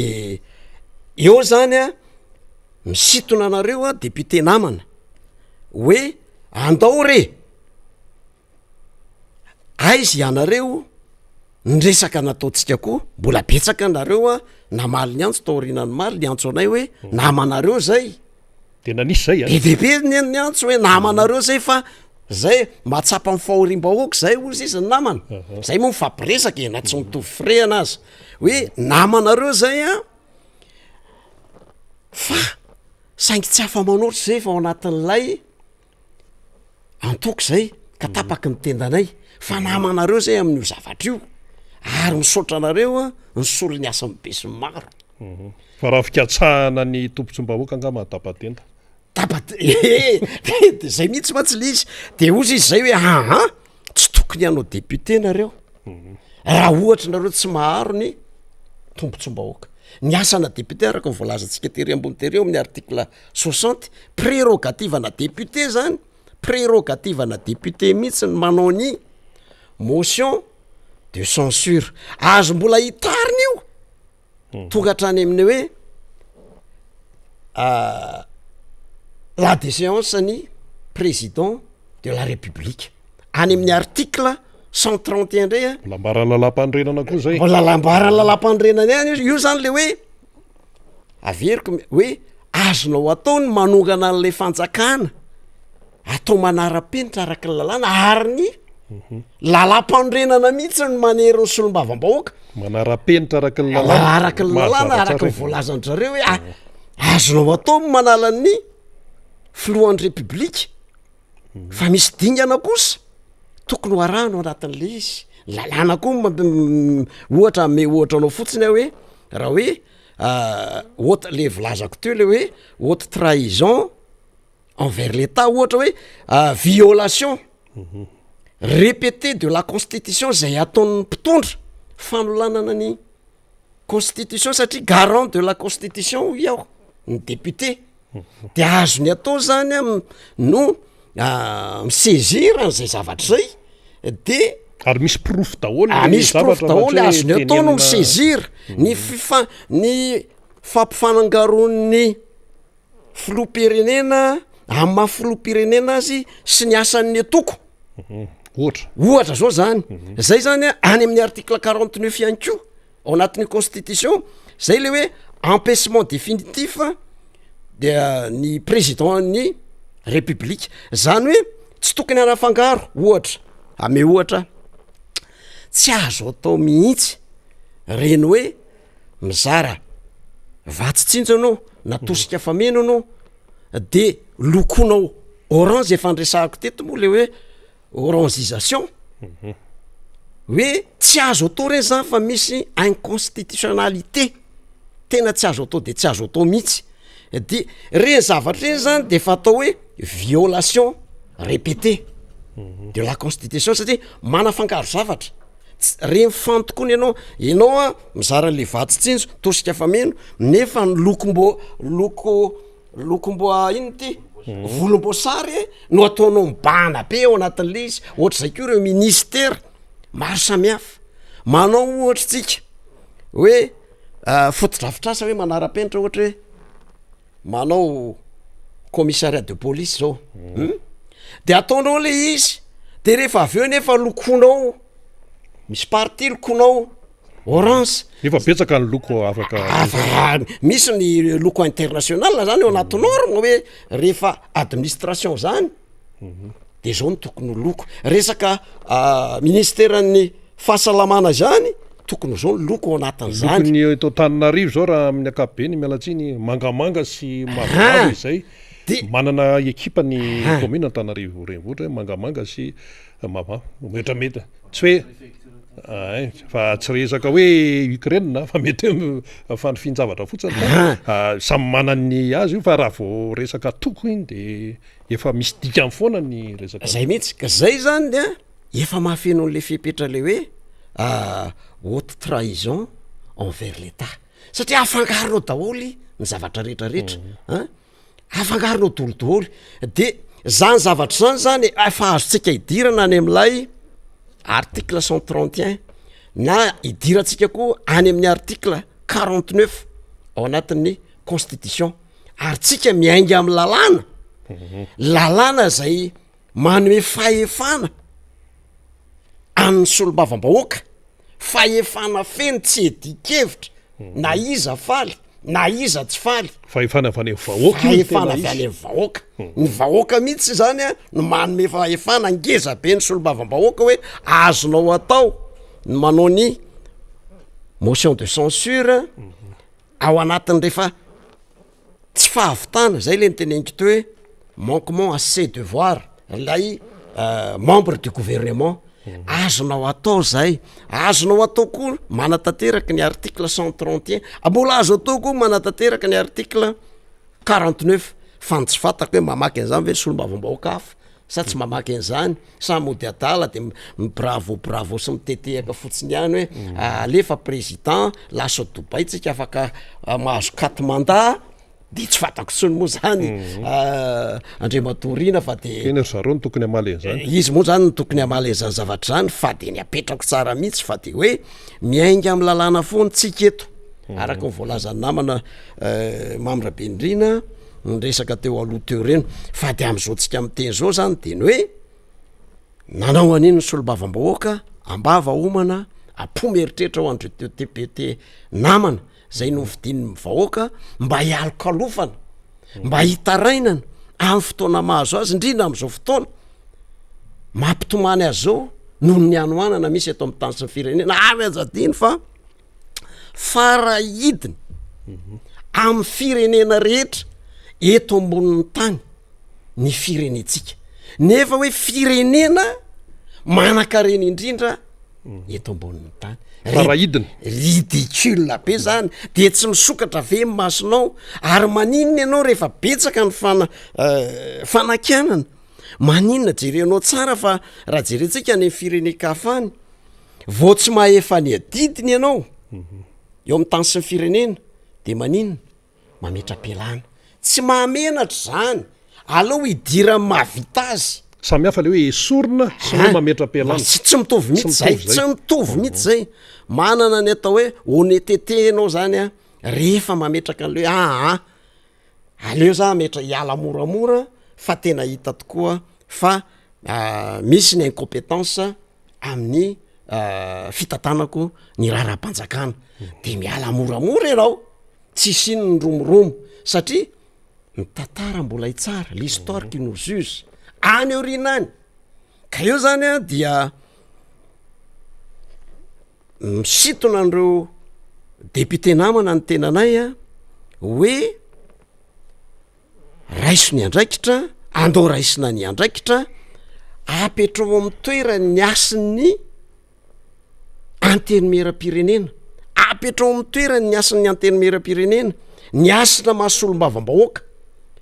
fa tsy tsika tsy solombavambahoaka natao hiaro ny mpanatanteraka fa solombavambahoaka natao hiaro ny vahoaka apetrao amin'ny toerana maha izy azy ny asin'ny antenimieram-pirenena satria zany anke raha nahita ianao Andriamatorina tamin'ny fotoan'andro ny tamin'ny andro ny président Safi Albert raha natadiditra efa nisy anie zany empêchement zany efa nisy zany hoe déséance-na président de la république zany asa raha natadidy anao tamin'ireny fotoanandro reny ary ny assemblée nationale ny anteny merany nanatateraka an'izany mipetraka tsara mihitsy de tateraka somatsara le izy mipetraka mihitsy ny asin'ny anteny meram-pirenena tam'izany fotoana zany fa zaingy am'izao fotoana zao de hoe anay ny majorité anay ny ady de alefa président empêché ny président professeur Zafialipera tam'ireny fotoana reny fa izany lamina tsara ary petraka ary nanaiky izy ala moramora izy ary meny olona voninahitra izy meny olona voninahitra ary mipetraka ao anaty tantara zany mipetraka ao anaty tantara zany am'izao fotoana zao ka zay no zay hoe mahita sika fa ny asin'ny anteny meram-pirenena tokony hipetraka tsara ny asina mahasolom-bavam-baoaka ihany ko satria ianao araka le teneniko teo avoakany vahoaka de tokony hijery ny mahararetrany ny vahoaka ka raisiko kely zay atenin'ny député Michel député avako aby zay le farany hoe mila mijery ny asin'ny vahoaka mila mijery ny tompontsoan'ny vahoaka zany de hipetraka ao anaty tantara aloha zany zao ty le antso na appel nataon'ny député tiako Madagasikara ity tamin'ny datan'ny 2 mars 2022 fa ireo le fezateny farapariny atao amin'ity fanambaranareo ty no raisiko de misy fezateny tiako azavainao kely zany rehefa aveo hoy nareo ato hoe miantso ny solombavam-baoaka rehetra mba hiara hijery akaiky ny zava-misy ainan'ny firenena sy izao fahantrana lalina mianjady amin'ny vahoaka izao zay zany aloha rehefa le constatation aloha zany zay fahantrana lala izy ka iroso amin'ny fampiarana ny voalaza ny lalam-panorenana ao amin'ny 3 izay manome alalana ny anteny meram-pirenena aneo tsy fankasitrahana ny andraikitry ny ampanatateraka motion de censure mazava iny ho tompontsoan'ny malagasy rehetra de ity le fezateny farany dieny tsy mbola diso ao arina loatra averiko ndrepande dieny tsy mbola diso ao arina loatra misy resaka question de temps zany le izy dieny tsy mbola diso ao arina loatra inona natongan'io zany de hoe marsitsika ho maly nanaovanareo an'izy de mifarananareo hoe manao an'ity apeliny ty dieny tsy mbola diso ao arina loatra satria raha iarahantsika malala zany eo amin'ny telo taona angamba zay ny lasa ny efa mahery kely izy zao zany hoe mbola misy zany ny fotoana mba ahafahan'ny assemblée nationale mametraka n'lay teneniko teo ambony hoe mametraka ny asina ary ahafahan'le député tokoa hoe mametraka ny asina mahasolom-bavam-baoaka azy koa satria ho tsarainy tantara nge any amin'ireny circonscription misy azy reny hoe nareo ve ao anatin'ny filazantsara masina raha mbola misy an'izay hoe nangetaeta de nomenao rano ary nona de nomenao sakafo fa tatiraka ao ve ny asa mahasolom-bavam-bahoaka anao manoloana an'izao fahorim-bahoaka izao ka mbola misy le fotoana ahafahana manarina n'lay madilana tokony ho tenenina ary olo-kendro daholo ny zany hoe solom-bavam-bahoaka zany olo-kendry fa tokony ametraka tsara ny asina mahasolom-bavam-bahoaka azy ny asin'ny antenimera pirenena satria andrasan'ny vahoaka mitomany am'izao fotoana zao zany ary ny tiako mariana kely kio dia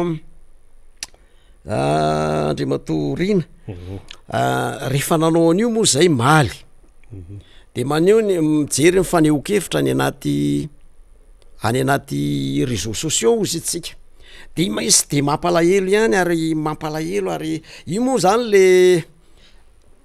instrument ampiasany ny eo amin'ny mpitondra am'izao fotoana zao le resaka compte fake le manao compte fako be de be ao anatin'ny réseaux sociaux de miteny hoe miteniteny foana de hoe ampindry zareo le déclaration le communiqué natao maly hoe iara hitatana ny tima iara hitatana amin'ny fitondrana misy am'izao fotoana zao a hitatanina nga zany hoe mangataka fera amin'ny tatana nga zay zany de ozy ako marary nareo vous êtes malade ahoana no iarana hitatana aminareo zay fanjakana naorina teo amboniny vainafo azafady tsy teo may ao koa zay tsy teo may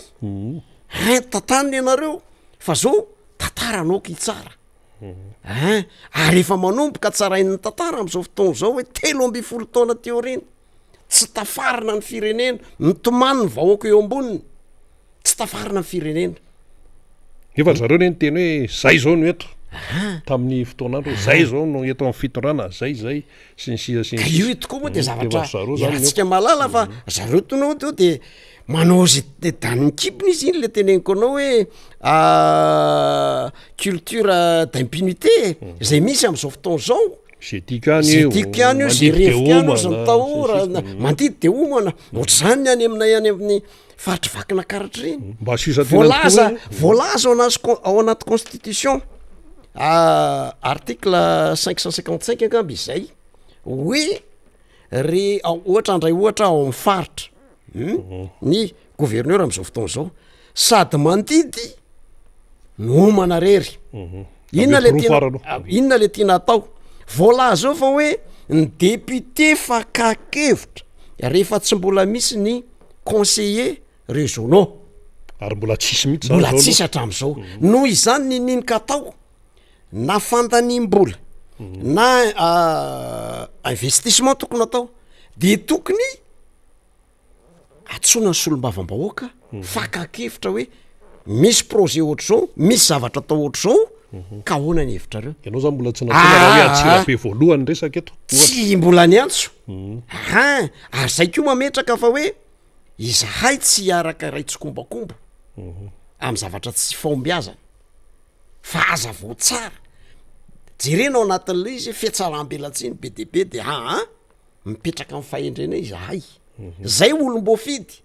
nareo mpanatanteraka asoloana androany nareo azo apetraka rapitso fatady dio tsara fa ny article 60 de mametraka tsara hoe manara-maso ny mpanatanteraka ny asana solomboka hatrany amin'ny filoham-pirenena ka hatrany amin'ny farany ambandrindra ny lalam-panorenana ny vahoaka ny manome ny solombavamboakany zany fahefana izany ka eo zany de tsindriko le miteniteny foana hoe iara hitantana mialatsiny izahay tiako Madagasikara tsy iara hitantana aminareo naoviana fa samy mo tsaray ny tantara fa kosa izay tiako Madagasikara de tsy maintsy aka fahefana satria mitomany ny piraitandrazana mahantra ny vahoaka ary mahatsaro ny fitantanana 13 taona tamy 13 taona lasa no izany na amin'ny fomba inona na amin'ny fomba inona na amin'ny fomba ny fifidianana de aka fahefana fifidianana tsy misy alatra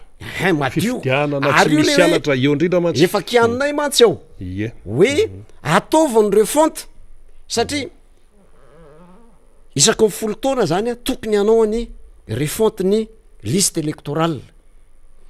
hatrany amin'ny fotony mihitsy fa zavatra hitanay any fotony any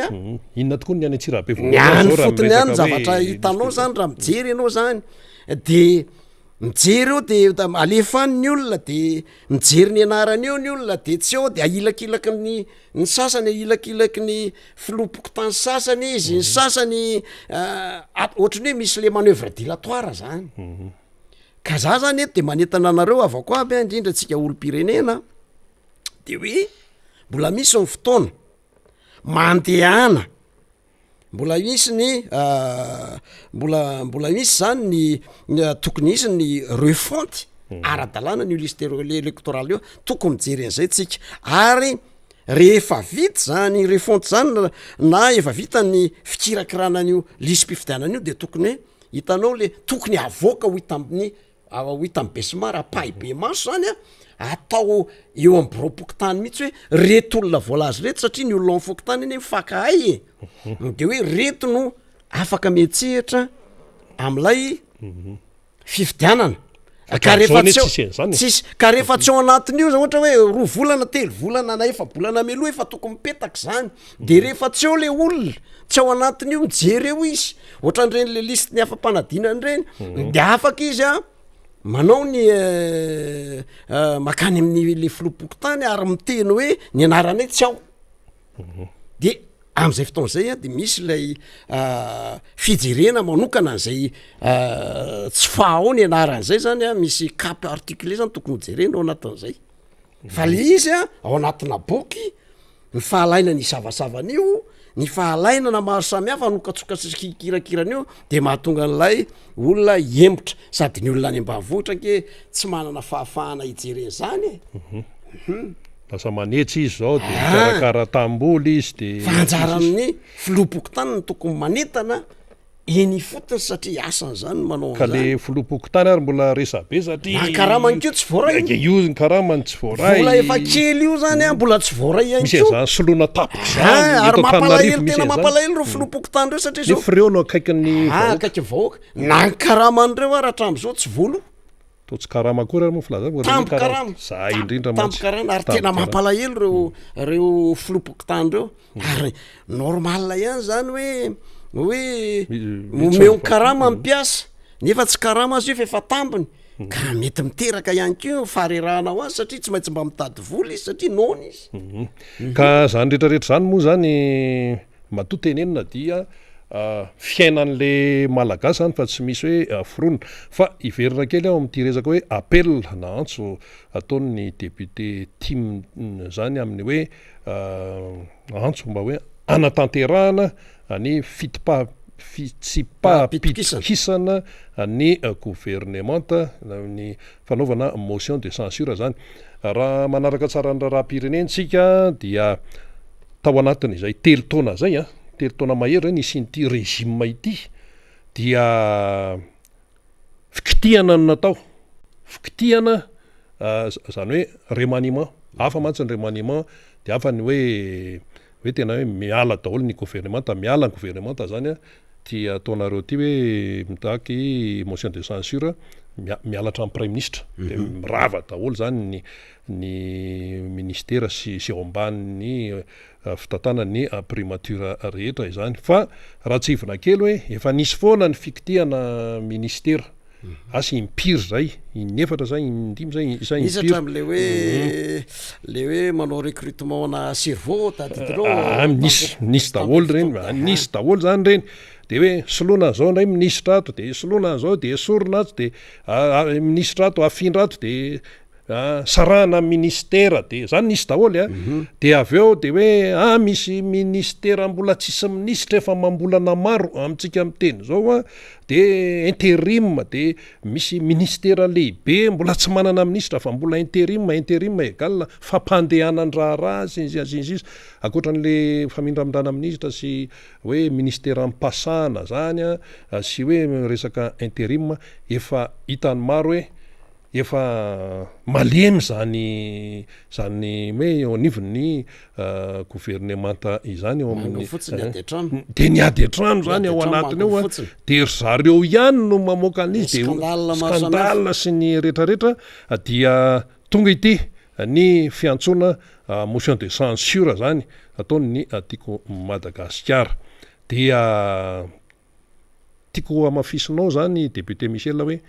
tena fotoana ny tsara mihitsy zany zay hoe tena ao anaty masony tsara mihitsy ve izay le fanapaha-kevitra ity izay zao mantsy ny fanontaniany olona hoe efa ela ihany no nisinina atsapana an'izay hoe tsy fitezany eo amin'ny fitantanan'izay fa 2 mars no mivoaka le izy mivoaka le satria hitanao araka le nitansary tsy hoe saro-piterahana zany fa hoe tena sa hoe be de be ny incompétence flagrante sanareo mbola nanatena hoe sao de mba miova ihany ohatra zany so de mba miova ihany reto fomba fitantanana sy sisy eto satria efa hatramin'ny faraparan'ny taona teo eny de efa hita daholo hoe tsy mandeha arak'izay izy. Efa ela be no ny tenenina hoe be de be ary rana tadidy ianao ny vahiny teto a efa nysitona lakolosy zay tamin'ny fotoan'androny vahiny teto nefa le izy ohatrany hoe tsisy miaina fa betsaka any zay lakolosy ny stomina zay ary efa maneno be mihitsy be zany lakolosy ny stomina teto ka fotoana zany zao hoe tonga amin'ny fotoana de hoe ijoro ny solombavam-bahoaka tiako Madagasikara hitarika anatanteraka an'io motion de censure io satria fotoana zao ary satria koa eno tsara eno any aparatokany mihitsy ny fidradradratra ny olona eo amin'ny fiarahamonina ary andraikitra tokony ho raisiny zany indrindrindrindrindrindra manoloana an'ireo fiakaran'ny vidim-piainana aiza ny andraikitra ny gouvernemanta misy moa raha le miteny hoe 3 jours de iainy io de iaina ny vidim-piainana iaina ny vidim-piainana sisa be de be reny zavatra rehetra reny moa le fampanantenana zany a tao anatin'ireny de nandrasana aloha zao mba miaina tokoa le vidinetana to araky ny tenenana le zoroalarantsirika hoe mandainga io arakaraky ny andrasana an'izay to vao maika nampitadangana indimy inenina eny an'lay vidim-piainana ary tena tsy zaka ary tena midradradratra ny olona ary eniko mihitsy any aparatoka fitoreoan'ny olona ho maty sy lera ho an'ny olona tena maty sy lera. Eny ary amaraparana ny resakitsika député Michel député Avakoaby solombavam-bahoaka Madagasikara voafety tamin'ny alalan'ny Tiako Madagasikara tao Atsirabe voalohany. Inona ary zany ny tena hoe amafisana tsara ho voarain'ny olona aloha voarain'ny olona izay manaraka atsika manoloana ny ty appel makany amin'ny motion de censure nataonareo ty ary inona ny fanamafisana ihany koa ho an'ireo député namanareo eo anivon'ny teny-mera pirenena solombavam-bahoaka ny Madagasikara ny tim aloha izany mazava iny fa le izy miantefany amin'ny solombavam-bahoaka ao anatin'io androm-panjakana io. Ho any namana député namandreo dia ny feo fieritreretana manoloana ny fitoman'ny mpiray-tandrazana amintsika miteny zao hoe inona ny andraikitrao amin'ny mahasolombavam-bahoaka anao no vidin'ny vahoaka anao nandritra ny fotoam-piasanao ny manarakaraka an'izany dia mbola manetana ihany ndore iroso am'lay motion de censure aza mieritreritra mihitsy hoe izay vitsikely mijoro zay ary manao manatanteraka ny asany maro zay ndrasan'ny vahoaka eto ihany koa de mitodika amintsika mpiray-tandrazana Avakoaby indrindra any amin'ny fatra vakina karatriny na anio na tsy anio de tsy maintsy hisy izany atao hoe fifidianana izany sokenda ahitsako solavo ahiamindra ny tia tongavana de andeha indray ny tolotolotra madinidinika andeha ny tolotolotra vavetivety andeha ny ray alina andeha ireo kolokolo maro samihafa ary tiako isariana ny sainao fotsiny ny nandritra ny propagande ny olona anankiray nahazo t-shirt 10 mahazo 20 fa tonga ny covid-19 kasobosy anankiray tsy azonao mampieritreritra zany Avakoaby ary eto ihany koa de ozy izy hoe be zay 13 taona zay antao arenina ny firenena manana paikady mazava am'zany anarenana ny firenena zany tsika ka mifanometanana jerevo ny anaranao am'ireny ao anatin'ny liste électorale antsara brikinao zany amin'ny maha olo-pirenena inao zany mandehana de nzao jerevo ny anaranao zoanao feno zany ny misazy azy efa tsy manantsoa ifidy efa tsy fidiny manantsoa ianao manana antsara brika ianao eto am'ty tamy fandalovanytya anarina ny firenenao ka dia alahoery avako aby a miraisa ina miraisa saina ary mifakatiava tony prala manetretena fa alohan'ny tena hamaranana ianao ansolombavam-bahoaka ny atsirabe voalohany manahoana ny any an-tanàna any ary satria eto amin'ny miara-manonjy ianao zao a mahita atsika izao tontolo zao misy zanaka atsirabe any Etats-Unis any a misy zanaka atsirabe any Eropa any be de be mihitsy a inona ny vaovao any an-tanàna any ary vaovao zany a dia miodidina foana ho araka le voalazako teo hoe tena sahirana ay sahirana ay mpitsokovy tena sahirana zay ao an-tanàna ao ary eniko any aparatoka fitarainan'ny olona eo ambavadiko milahatra ohatry ny maka fanafody any amin'ny fiarahamonina any ary malahelo anao fa misy angeny sasa miteny anao a Andriamatorina fa marary mafy miandro fahafatesana mipetraka any an-tranony fa tsy afaka mandeha tsony fa manao ino no mipetraka tsy manam-bola zay député de miandro fahafatesana atao trano tsisy tsony zavatra azo atao zany miseho daholo eo amin'ny fiarahamonina ary tena marary ianao any anatinao any ka de ambava homana avako aby ampomeritreritra eny ary isaorantsika ny député Michel zay voafita amin'ny alalan'ny tiako Madagasikara tao Atsirabe voalohany nitondrany zay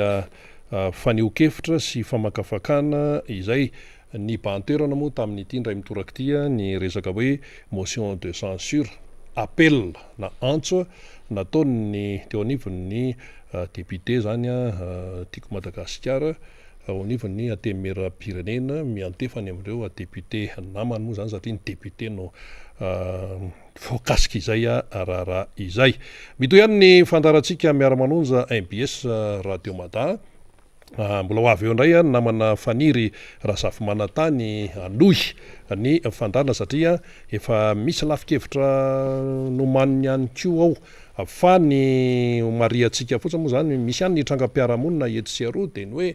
tamin'ireny orambe reny dia hoe misy fahafatesana zaza teto Antananarivo zany lasandrano sy ny sisa mampalahelo tokoa ary dia mampahery ny fianakaviany ireo zaza zay namony ainy izany ny tena ho tenenina de ny hoe ity fiainatsika ty rehefa misy ny zavatra tsy mety ka tsy voava ny olana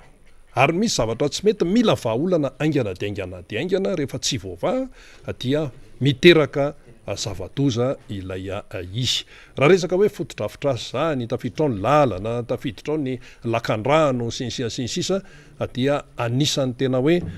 mila jerena kaiky zany satria iakina an'le fiainam-bahoaka isan'andro betsaka ny toerana tsy misaro ny reny dalina ireny eto Antananarivo reny vohatra eto fa dia masonay ho any nahita tsy olona noho ny tantara tamin'ny oviana moa le orambe ny fakomaly iny tamin'ny talata de tamin'ny efatra sasany iny fa de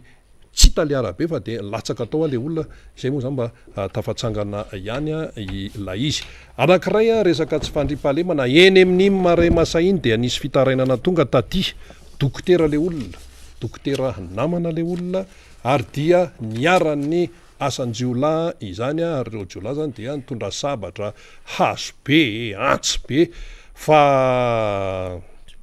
ohatrany hoe film le izy fa tsy film fa tena izy mahay haiady lay dokotera namana fampitana tamin'ireo bandi zany fa dia tsy nahofoka an'izay namana izay zany reto bandi fa dia niala maina aloha fa nytiana tenena de hoe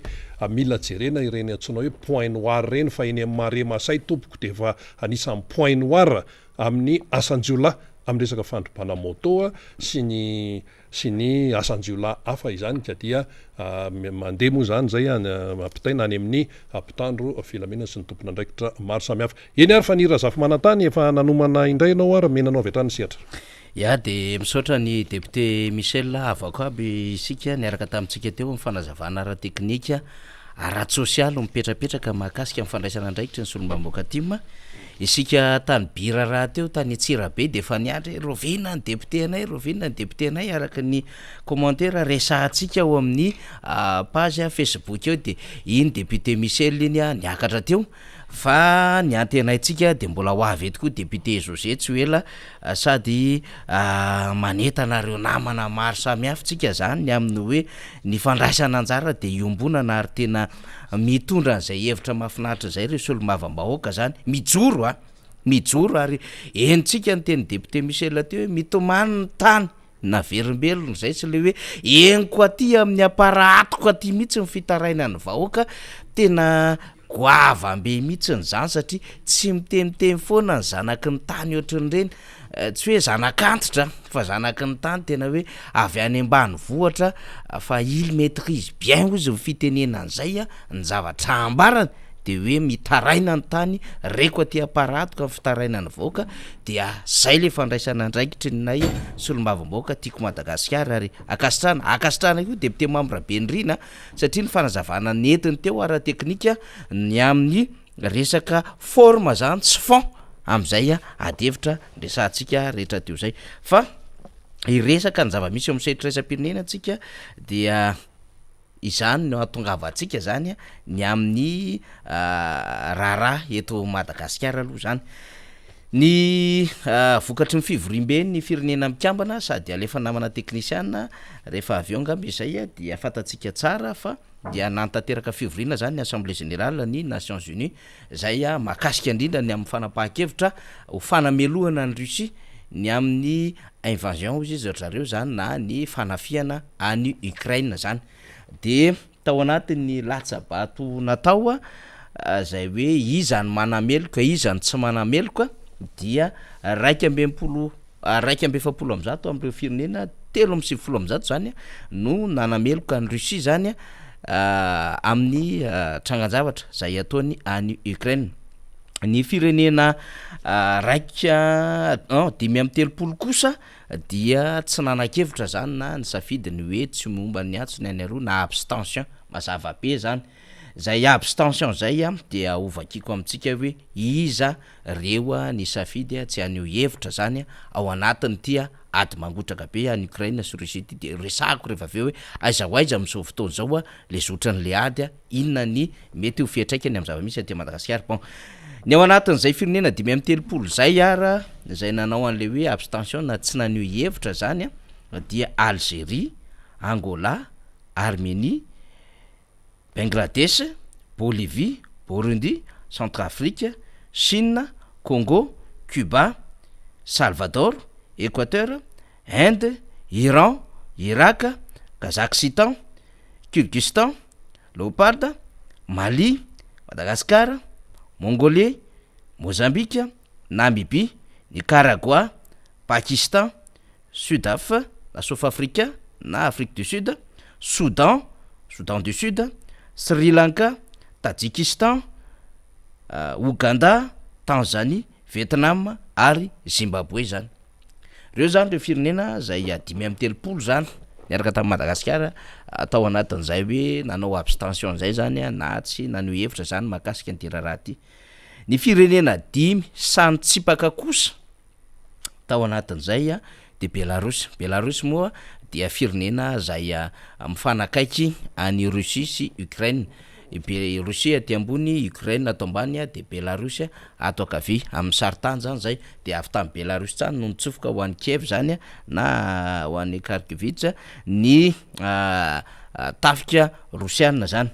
de Corée Atsimo, Eritrea firenena kely izy io zay niaraka tamin'ny Ethiopie tamin'ny fotoan'andro dia nanana olana dia naka ny fahaleovantenany dia anisany se positionner zay miaraka ny Russie zany na mitsipaka amin'ny fanamelohana ny Russie. Dia Syrie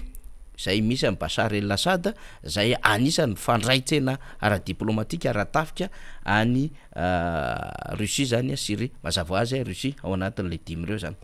Zay zany ny vokatry ny fivoriany ny Assemblée générale ny Nations Unies mahakasika an'ity raha ty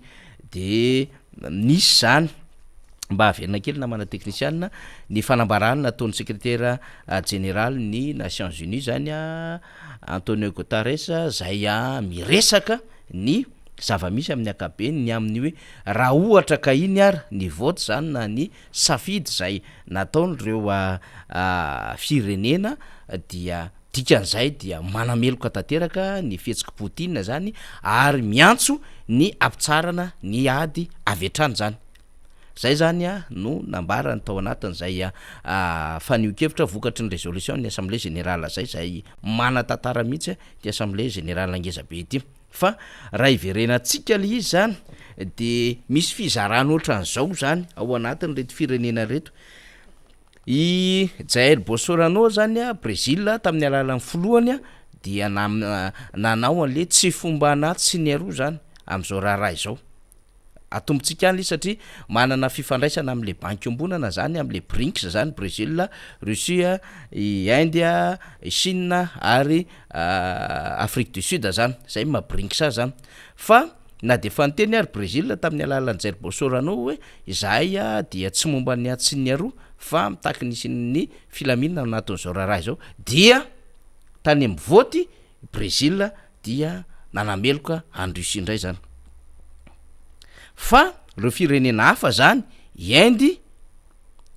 Chine ary Afrique du Sud zany dia mipetraka tato an'izay hoe neutralité izay zany.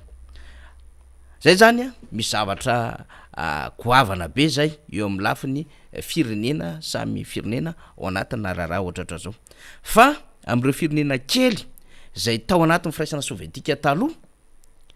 dia misy an'le hoe misafidy iaraka am'le Asie centrale zany de ohatran'ny hoe Kazakhstan, Kyrgyzstan sy Tadjikistan zany de reny dia ny safidy koa ny tsy omban'ny atsy ny any aroa zany ao anatin'ilay adevitra kely de kely mihitsy de matahotra zany so de hoe hanameloka any Russie de ho darofany Russie eo na pour ny Ukraine dia ho darofany Russie ao anatin'izay adevitra zay de sarotra le fandraisana mpanapa-kevitra satria fatatsika tsara fa le Kazakhstan sy le Kyrgyzstan sy le Tadjikistan reo de efa ny safidy araka am'le Asie centrale de matahotra zany zareo am'le fomba fandraisana fanapa-kevitra. Ny aty Amerika Atsimo ndray de misy andry latina moa zany ry Bolivie sy ry Équateur zany sy ry Nicaragua any andry Daniel Ortega zany any andry Rafael Correa zany de reo nefa nanana fifandraisana ihany tsy de tena nanana fifandraisana be tamin'ny Russie reo fa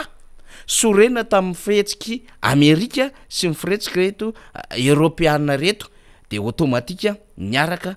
anatin'izao na hoe tsy nany io nevy zany zay maromana kokoa. Fa akoatran'izay am'izay Algérie, Angola, Centrafrika, Congo, RDC de nisafidy nanameloka any Russie zany fa ty Congo ty Congo hafa ty resahana ato ty zany tsy Kinshasa ty fa Brazzaville. I Namibie, Mali, Centrafrika, Tanzania de reny dia nisafidy reny zany ao anatin'ilay tsy manio hevitra zany de resahantsika eo rehefa aveo fa ny firenena arabo ao anatin'izao zany zay tsy safidy iteny zany de Iran sy Irak zany mazava be satria anisany nanana fifandraisana diplomatika tamin'ny Russie kanefa lainy côte-côtine américaine sy ny tandrefana zany reny rehefa avy nopotehana sy ny vonoana zany zany tanàna zany niaraka amin'ny Pakistan zay hitantsika io mbola mandeha ny ady eo amin'ny Pakistan sy Israël am'le sy Jordanie zany adevitra rehetra izany. Israël dia nanameloka any Russie zany tao anatin'le voto daholo zany resahantsika rehetrarehetra zany. Fa rehefa tena dinihana reto firenena afrikana reto akoatrin'ny hoe fifandraisana amin'ny lafiny vondrona Europeana ny fifandraisana am'ireo mpamatsy vola mahazatra na bairo traditionnel araka ny fahafantarantsika azy dia ny Banque mondiale, ny FMI sy ireo vondrona samihafa miaraka amin'ny firenena mikabana zay manao asa soa, asa sosialy eny amin'ny fiarahamonina rehetrarehetra eny anatina firenena anankiray dia ahitana taratra ihany le izy ny amin'ny hoe nisy fifamatorana tamin'ny Russie ka antony tsy asahina mandray fanapahakevitra. Ka raha ho amin'ny Madagasikara zany raha isika de zao voafatotry ny vava ny voafatotry ny tanana le Madagasikara de tsy afa-metsika ao anatin'le fanapahan-kevitra raisana manina izy voafaritry ny vava le Madagasikara satria lay filoham-pirenena tamin'ny fotoanandro makandida azy de miteny hoe raha mbola miaraka am'ireo mpamatsy vola ireo tsika de tsy ho tafavoaka mihitsy na 2030 na 40 na hatramin'ny 2060 ary kanefa de tsy manana solution ivoahana ao anatin'ilay crise Madagasikara, crise économique, crise politique, crise sociale ary mbola iainantsika am'izao fotoana zao fa mbola mivavaka amin'ny mpamatsy vola iraisam-pirenena lay fanjakana malagasy zay tarihan'ilay filoham-pirenena mitondra ankehitriny. Zay aloha zany de hoe voafatitry mivava ary ny akamaroany lela vola miasa ao anatin'izany kitapo-mbolam-panjakana zany dia na ny aide budgétaire io dia mifantoka daholo amin'ny fanampiny ny sehatra iraisam-pirenena ka io andolo ietsika io amin'ny FMI na ny resaka DTS zany vao tamin'ny conseil des ministres omaly ohatra no nisy adevitra mahakasika an'izany na ny amin'ny fanapahan-kevitra eo amin'ny fonds élargi de crédit zany na ny FEC na reo famatsim-bola maro samihafa ny fanarahantsika tamin'ny banque mondiale tamin'ny institution banque mondiale anankiray de NIDA na ny association international development araky ny fahafantarantsika azy tsy afaka zany tsika akoatry ny Union européenne de misy an'le banque européenne d'investissement zay miara-miasa akaika Madagasikara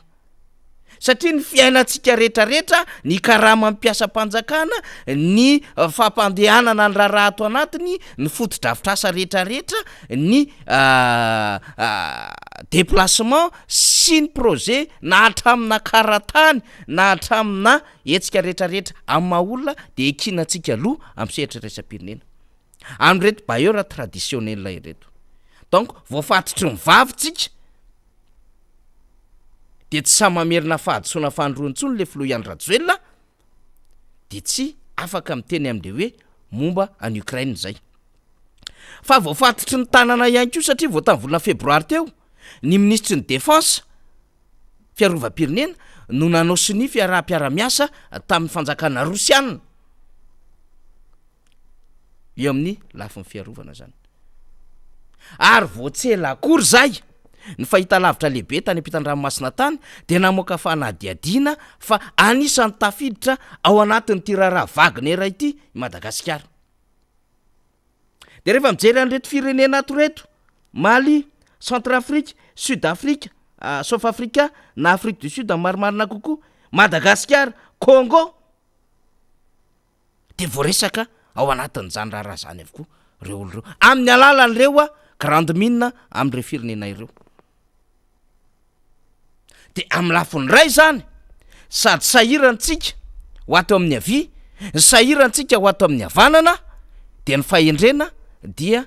aminatin'ilay abstention na hoe tsy momba ny atsy tsy momba ny aroa ny tsara velantsika teo zany tsika satria ho resahantsika eo rehefa aveo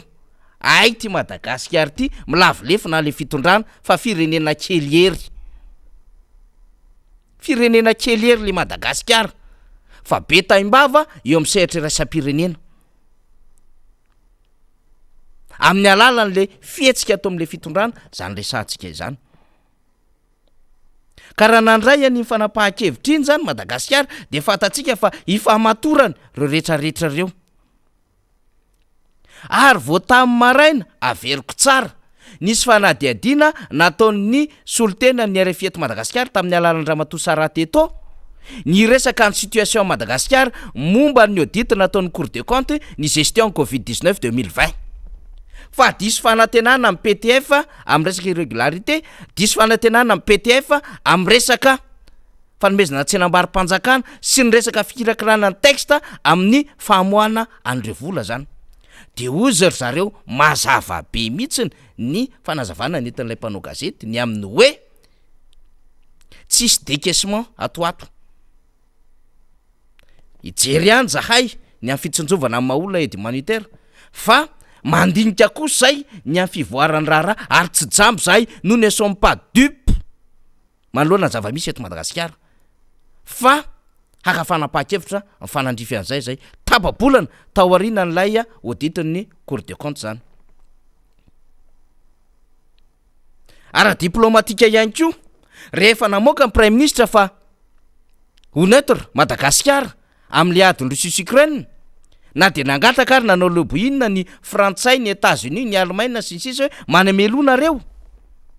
dia nampiseho ny déception déçu ny volona Européenne de zavatra nitrangy io maraina io navoaka ny ministère ny affaires étrangères le fanambarana mikasika fanamafisana amin'ny position ny Madagasikara io izy hitantsika io fa vitsy taorinan'izay tsisy ady mifiry ny esorina indray le fanambarana atao ampaziny MAE zay mety antony tsy fantatsika de nikatona indray ny commentaire taorinan'izay de fa inona ary ty position Madagasikara ty fa inona ary ty zavatra mitrango ty zany koa nge de mitory an'le tsy fahaiza miasa mitory am'le tsy fahamatorany zany ary zany de saika efa niainana teto foana zany hoe mandefa le fanambarana de esorina tampoka ao anatin'le page le izy efa niainana maromaro zany na mipazina ministère na mipazina institution samihafa teto amitsika teto satria afa tampoka le mety donina ny ambadika any de raha miteny ny vondrona Européenne zany hoe déçu zay marina fa manana souveraineté ny fiandriana ny Madagasikara fa mba kivy ihany zay mba diso fanantenana ihany zay hoe zany ve ny position Madagasikara nefa ny fanampiana rehetreto manodidina 5.9 isanjato de omeny ny sihatreresa-pirenena amin'ny alalany tony vonona Européenne tony zay manana ny tanana ngeza be ao ambadika zany adevitra resantsika zany de vakitsika ny sombony ary itonjatrika adevitra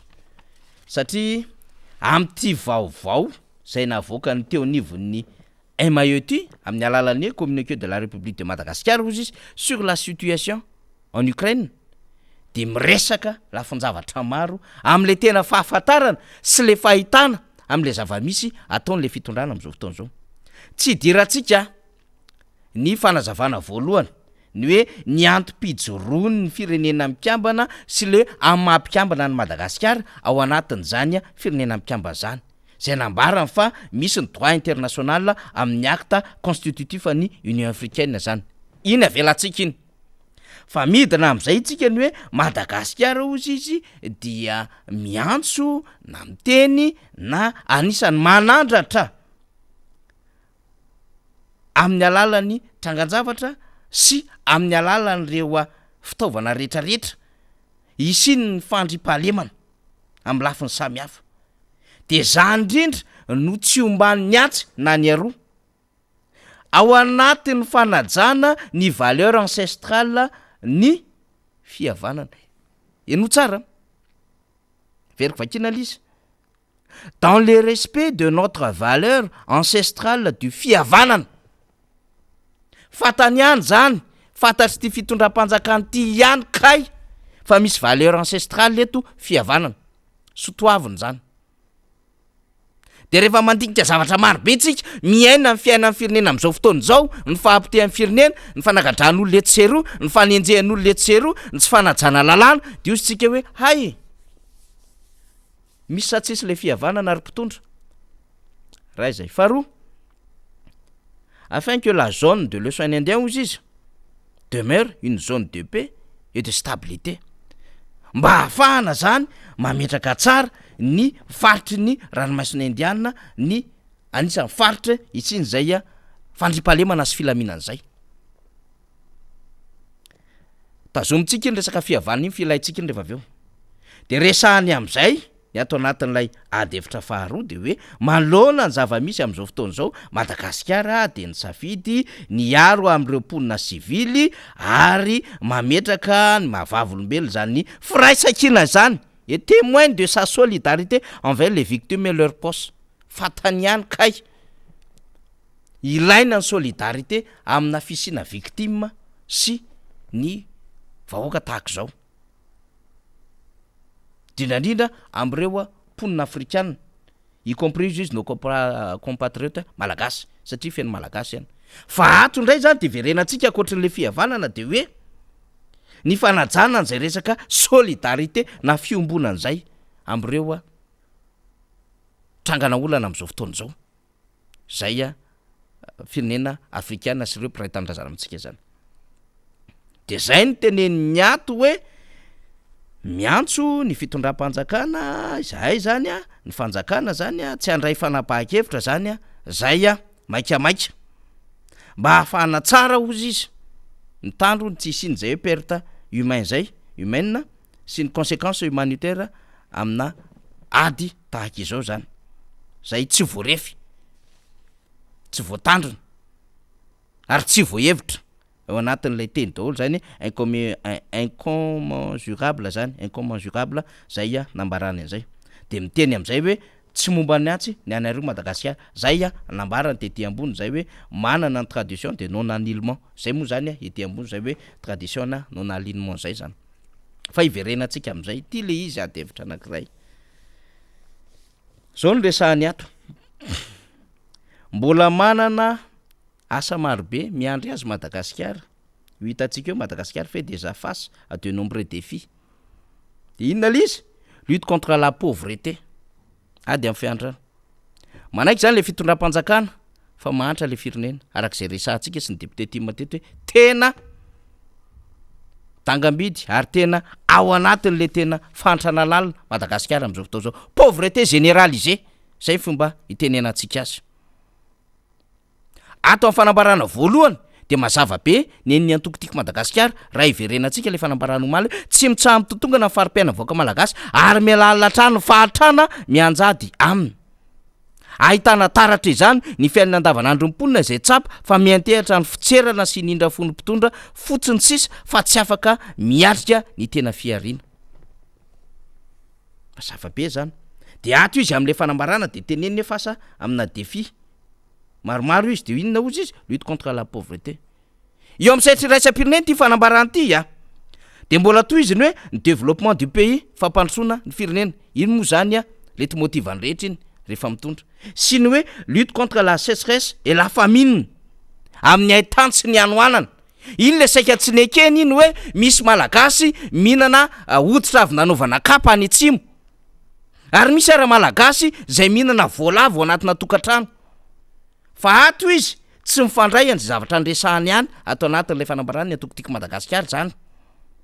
de toizana ato raha ohatra raisiny io de hoe ny taremarika voaka manam-pahaizina manokana amin'ny fanombanana sy fikajiana ny lafiny ara-toekarena moa de tsy nahitana lanja niakatra mihitsy nandritra zay vamintaona zay fa mamoaka tatsy mitsahatra ny mibatrany lasa anisan'ny firenena mahantra sy farahidiny eran-tany mihitsy i Madagasikara de confirmer ny adevitra ato le hoe mbola miady amin'ny lutte contre la pauvreté zay mbola mandeha anatin'ny lutte contre la sécheresse et la famine zay de eto am'izay hitenenantsika hoe mivoaka ihany marina am'ty Madagasikara ty de hito am'le sombony farany hito ozy izy d'ailleurs ao anatin'ny paragraphe iny ihany notre pays n'a ni les moyens ni la puissance de s'impliquer dans les conflits mazava ho azy ny firenenay ozy izy dia tsy manana moyen na fitaovana zany tsy manana hery hidirana sy ahafahana miadivina ao anatin'izao olana izao zany ty Madagasikara ity le resahana eo amin'ny sehatriresa-pirenena aty amintsika mason'izao tontolo zao tsika ny ampindranany Komoro itsika tsy mila my bailleur de fonds isika de anisany tena ongeza be indrindra eran-tany amin'ny lafin-javatra ohatran'izao ary ho mpanondrana zao ary temiziasiny rehetrarehetra izy ato miteny fa nina Madagasikara ty kay dia tsy manana oetimanana ary tsy manana hery koriny entina miatrika ny ady sy ny olana am'izao fotoana zao ity fanambarana ty fanambarana tena goava ambe mihitsy ty ary ty fanambarana ty de paritaka eo amin'ny sehatriresa-pirenena de ho tazan'ny olona ao hoe tokoa moa de tena mahantra velona le Madagasikara kiza nampahantra le Madagasikara le régime am'izao fotoana zao tsy afa-miala izy le Madagasikara ty koa mbola miady amina resaka sécheresse sy famine de zay le voizy ny firenena rehetra maneran-tamy COP26 hoe lina Madagasikara zay nanasolo teny tsika député Mamrabendrina teo amin'ny ivony anteny meram-pirenena nitarika ny délégation tam'izany de izy mipanelista fa zao inona ny zavatra resahana de hoe lina Madagasikara zay fa io fahasimbana raha tontolo iainana io de miteraka ahitany sy anoanana fa tena marina le izy rehefa resahana de io le izy io io resahantsika io ka asana hoe somary namoaka ny zava-misy araky ny tokony ho izy ihany na hoe namotsopototra ny vai anatiny ihany le fitondram-panjakana de ny salasala ny amoakana izy tsy amoakana izy namoakana izy tsy amoakana izy tamin'ny fanesorana na de mifamerina indray tao anatin'ny paziny ema io fa tony mikonto tony a efa miparita conseil traisa-pireneny tony ary mazava ny nambara n'ilay fanadidiny mpanao gazety tamin'ny RFI tamin'ny maraina cour de compte ny resahana fa hoe diso fanantenana Madagasikara zay fa zay kory ny tsy jamba fa tena tsy mandeha araky ny tokony izy ny famoaham-bola ny resaka fanomezana tsenam-bary-panjakana ary ny resaka fikirakirana an'ireo fitaovana rehetrarehetra nampiasaina fa izay manomboka eto de anara-maso tsara ny amin'ny décaissement rehetra i décaissé sa tsy décaissé am'ireo vola fanampiana Madagasikara na aide humanitaire io na aide budgétaire io ho hitantsika eo ary ty fanambarany Madagasikara ity zay ny décevoir na andiso fanantenana any vondrony raisam-pirenena tamin'ny alalany vondrona européenne zay mipiloté an'izao ady hevitra ao manao lobbying an'izao ady hevitra ao de tsy maintsy hitarika olana eo amin'ny lafiny ara-économique Madagasikara am'ireo vola rehetrarehetra ho kirakiraintsika na tiana na tsy tiana de ohatra ny bomba ihany io ny bomba tsy voatery hoe iny izy de alefa amin'ny natiorina anankiray anatratra cible anankiray tsy ohatran'izany fa misy bomba tsy miteny fa mifipoaka an'le bomba rehefa mipoaka le izy amin'ny alalan'le décision raisina ka ty zany tsy bomba fitaovam-piadiana fa ty bomba diplomatique ty naninona nylazany déception ny volony européenne ary naninona ny tonga de nisy fanadihadiana nataon'ny RFI tamin'ny maraina mikasika ny kang Madagasikara hoe tsy mbola fahita zany teto ambonin'ny tany de nio tsara de mbola eritrereto indray manao sarinady indray mbola eritrereto indray manao kilalao-njaza indray le atokotiky Madagasikara ka mangataka motion de censure am'izao gouvernement zao face amina tsy faiza mitantana marobe face amina inflation amina promesse non tenue amina non respect ana état de droit ny scandale ny insécurité hatramin'ny tokony anaovana an'le refonte totale ary tsy mandendeha ho azy izany fihetsika sy fasahina ataon'ny député tiako Madagasikara zany ary eo ny tokony hampatonga saina ny rehetra ny vitsy anisa no mampianatra hahay lalàna sy hanaja lalàna ary hampiasa lalàna ny maro anisa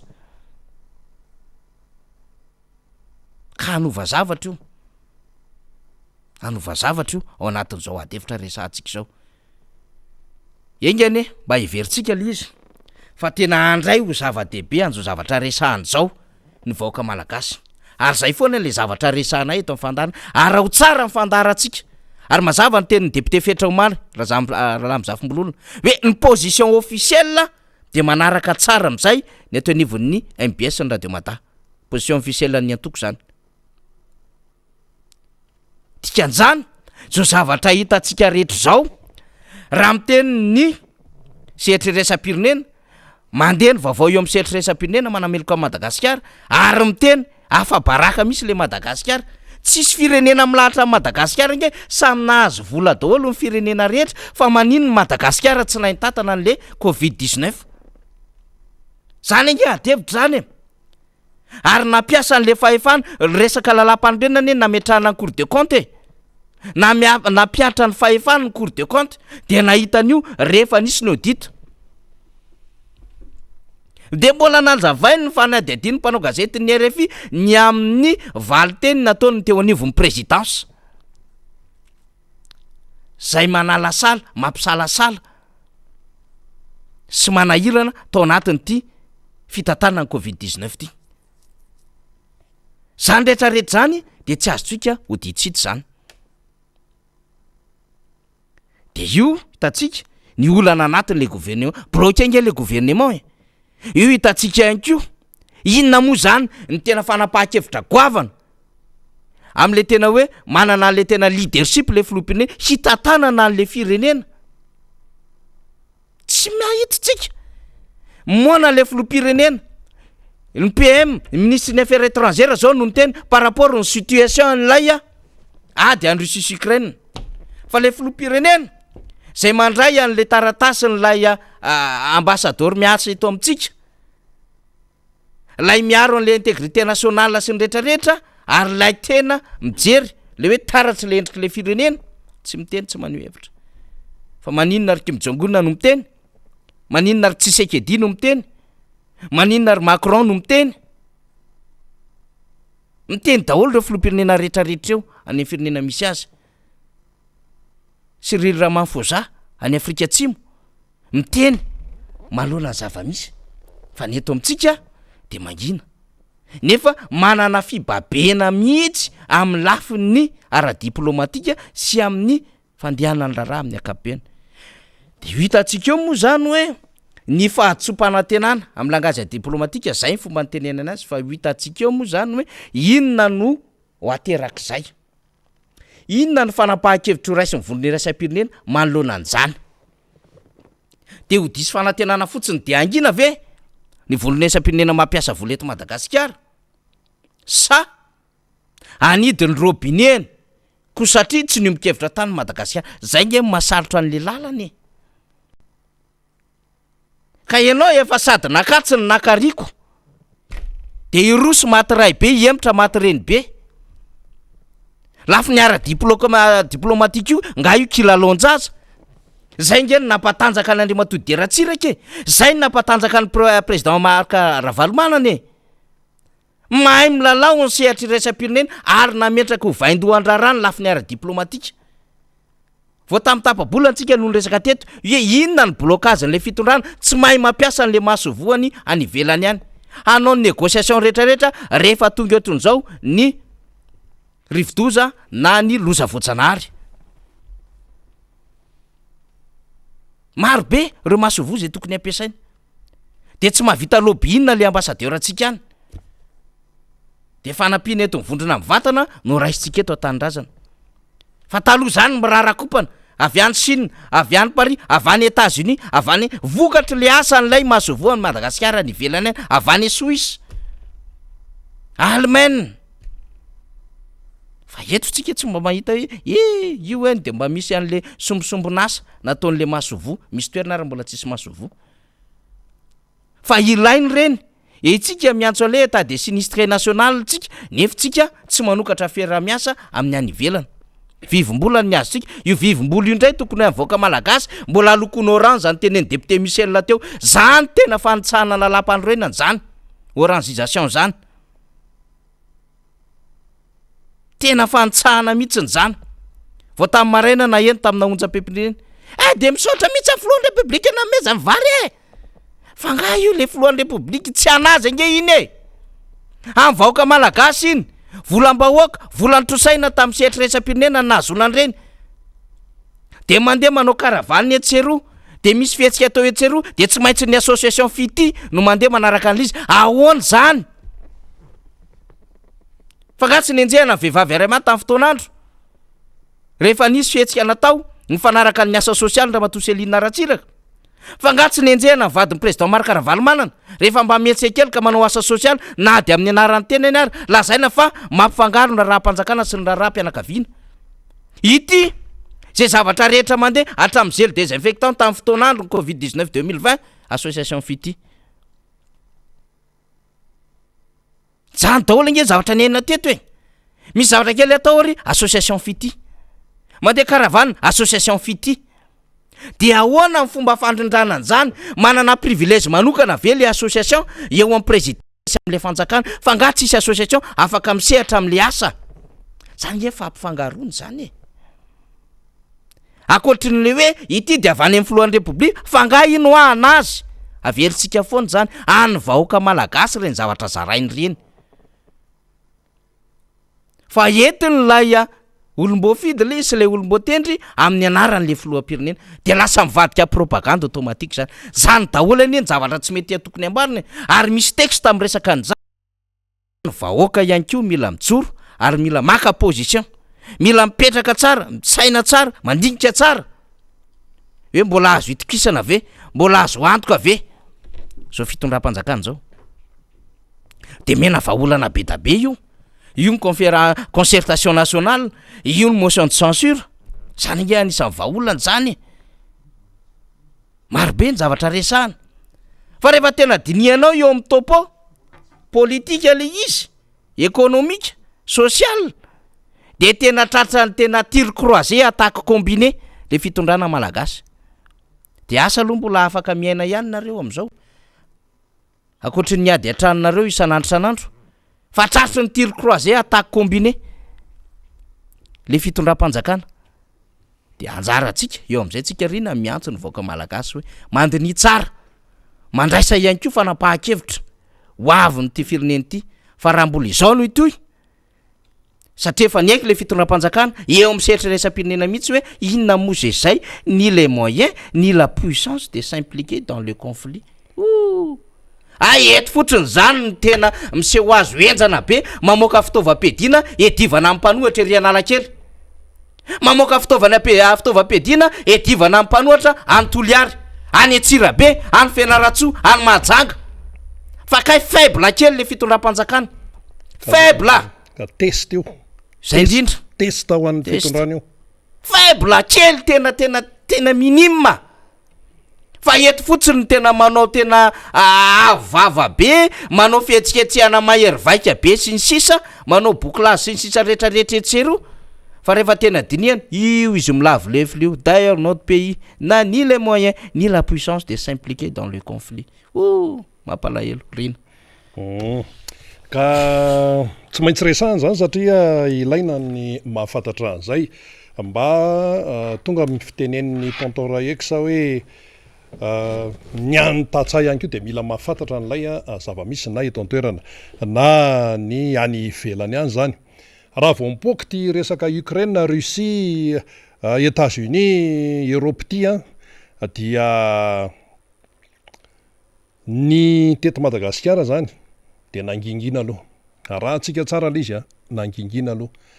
Ary raha azo natao zany no tsy niteny dia izay no nataon'ny mpitatana ny firenena teto Madagasikara manoloana ny ity raha ity hoe tsy miteny fotsiny aloha. Raha azo natao zay dia natao. Izy moa zany hoe rehefa tsy miteny de hoe tsy miteny. Fa zao nivoatra ilay raharaha,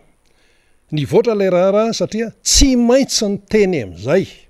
tsy maintsy niteny am'izay satria ianao dia mpikambana feno ao anatin'ny firenena mikambana Madagasikara zany. Nandeha ny fivorian'ny Conseil de sécurité, tsika moa tsy ao anatin'izay, fa raha vao miditra ny amin'ny hoe Assemblée générale de ao isika. Zany hoe tsy maintsy niteny zany i Madagasikara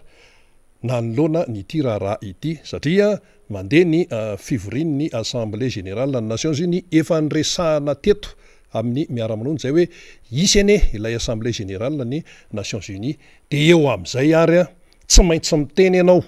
na tianao na tsy tianao amin'ny position zany manoloana n'ilay raharaha.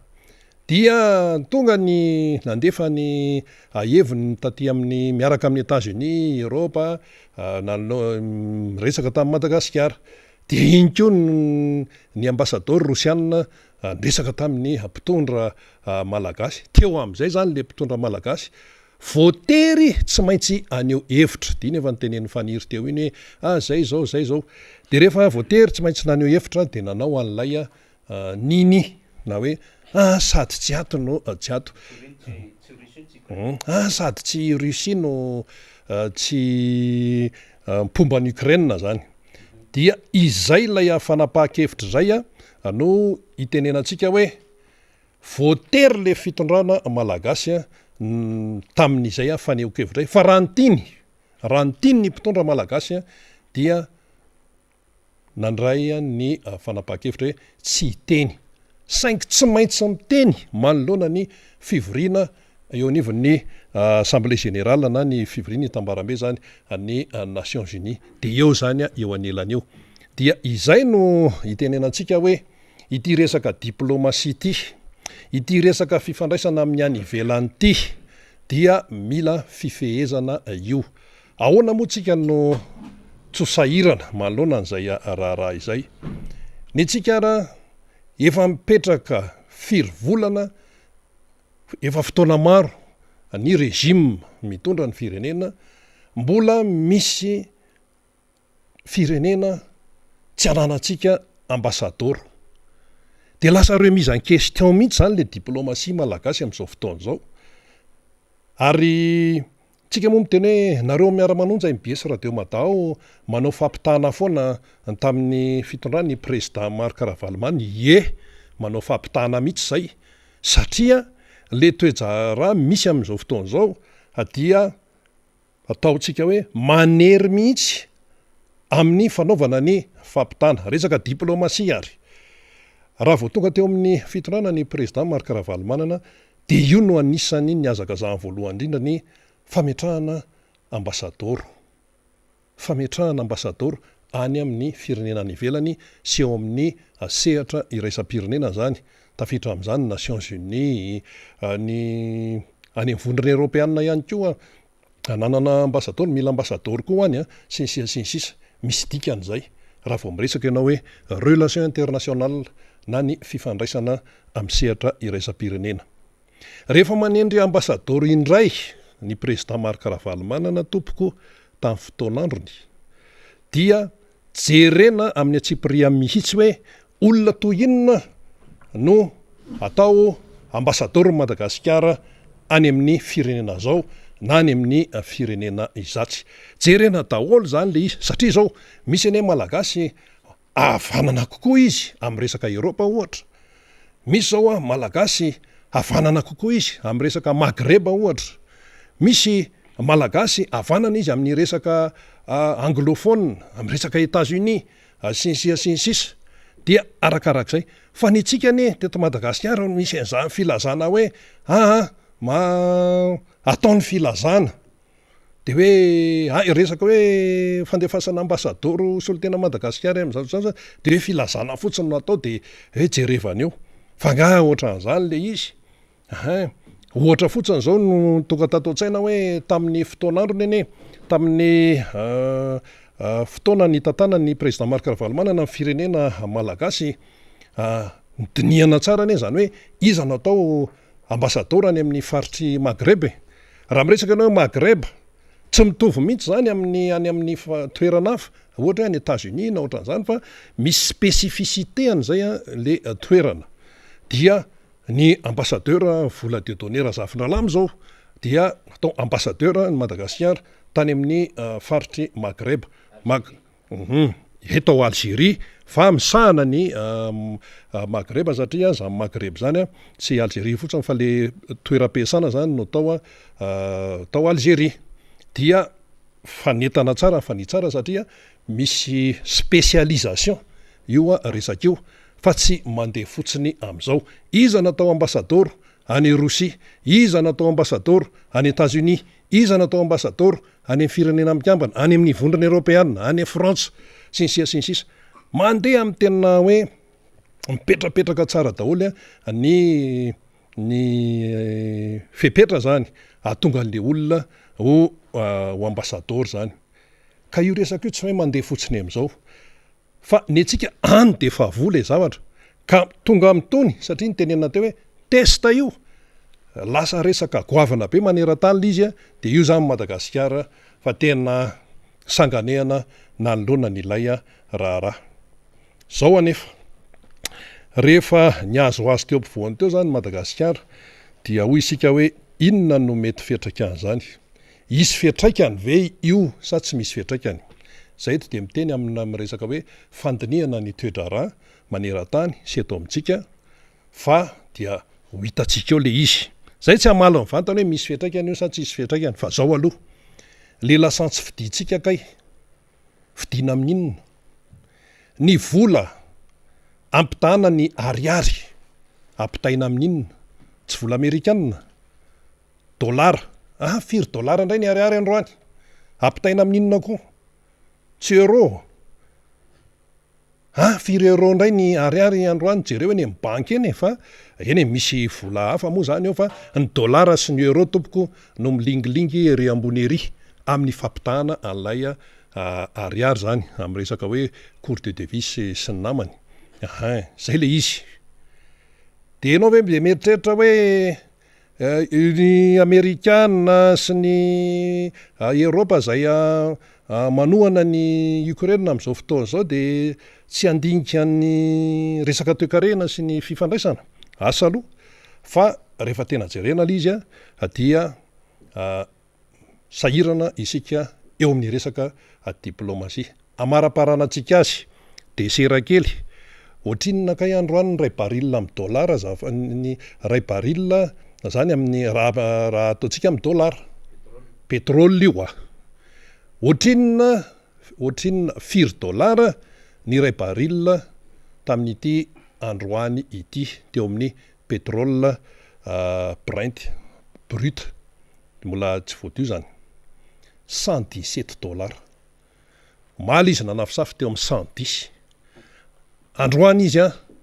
tsy mba hoe 111 na hoe 112 tonga de 117 ary le ady zany memafy ao Ukraine satria efa kely sisa dia tonga ao Kiev renivohitra Ukraine nitafika Rosiana dia $117 $117 enjany zany ary Madagasikara dia manafatra pétrole efa voadio io ampiasaitsika isan'andro io zany hoe na tiatsika na tsy tiatsika dia mbola miankina amin'ny izany resaka hoe euro sy dollara izany ny eto amintsika amin'ny resaka échange fotsiny zany zao resaka devise hoe mandeha mivoaka ny velany sinsis ary na ny eo a Russia raha ny teratany Rosiana de miazakazaka mankany amin'ny banky manakalo ny volany ny pétrole sy ny pétrole viditsika ny tsy vidina amin'ny rouble ny vola Rosiana tsy hoe ohatrinna ny ariary andrany de hoe $4 rouble tsy zay hoe $4 sy €4 zay aloha zany ny ainana isan'andro de misy nitsangam-bolo am'izay any de ahoana zany izy ty de ahoana ka ahoanako io fitondrany io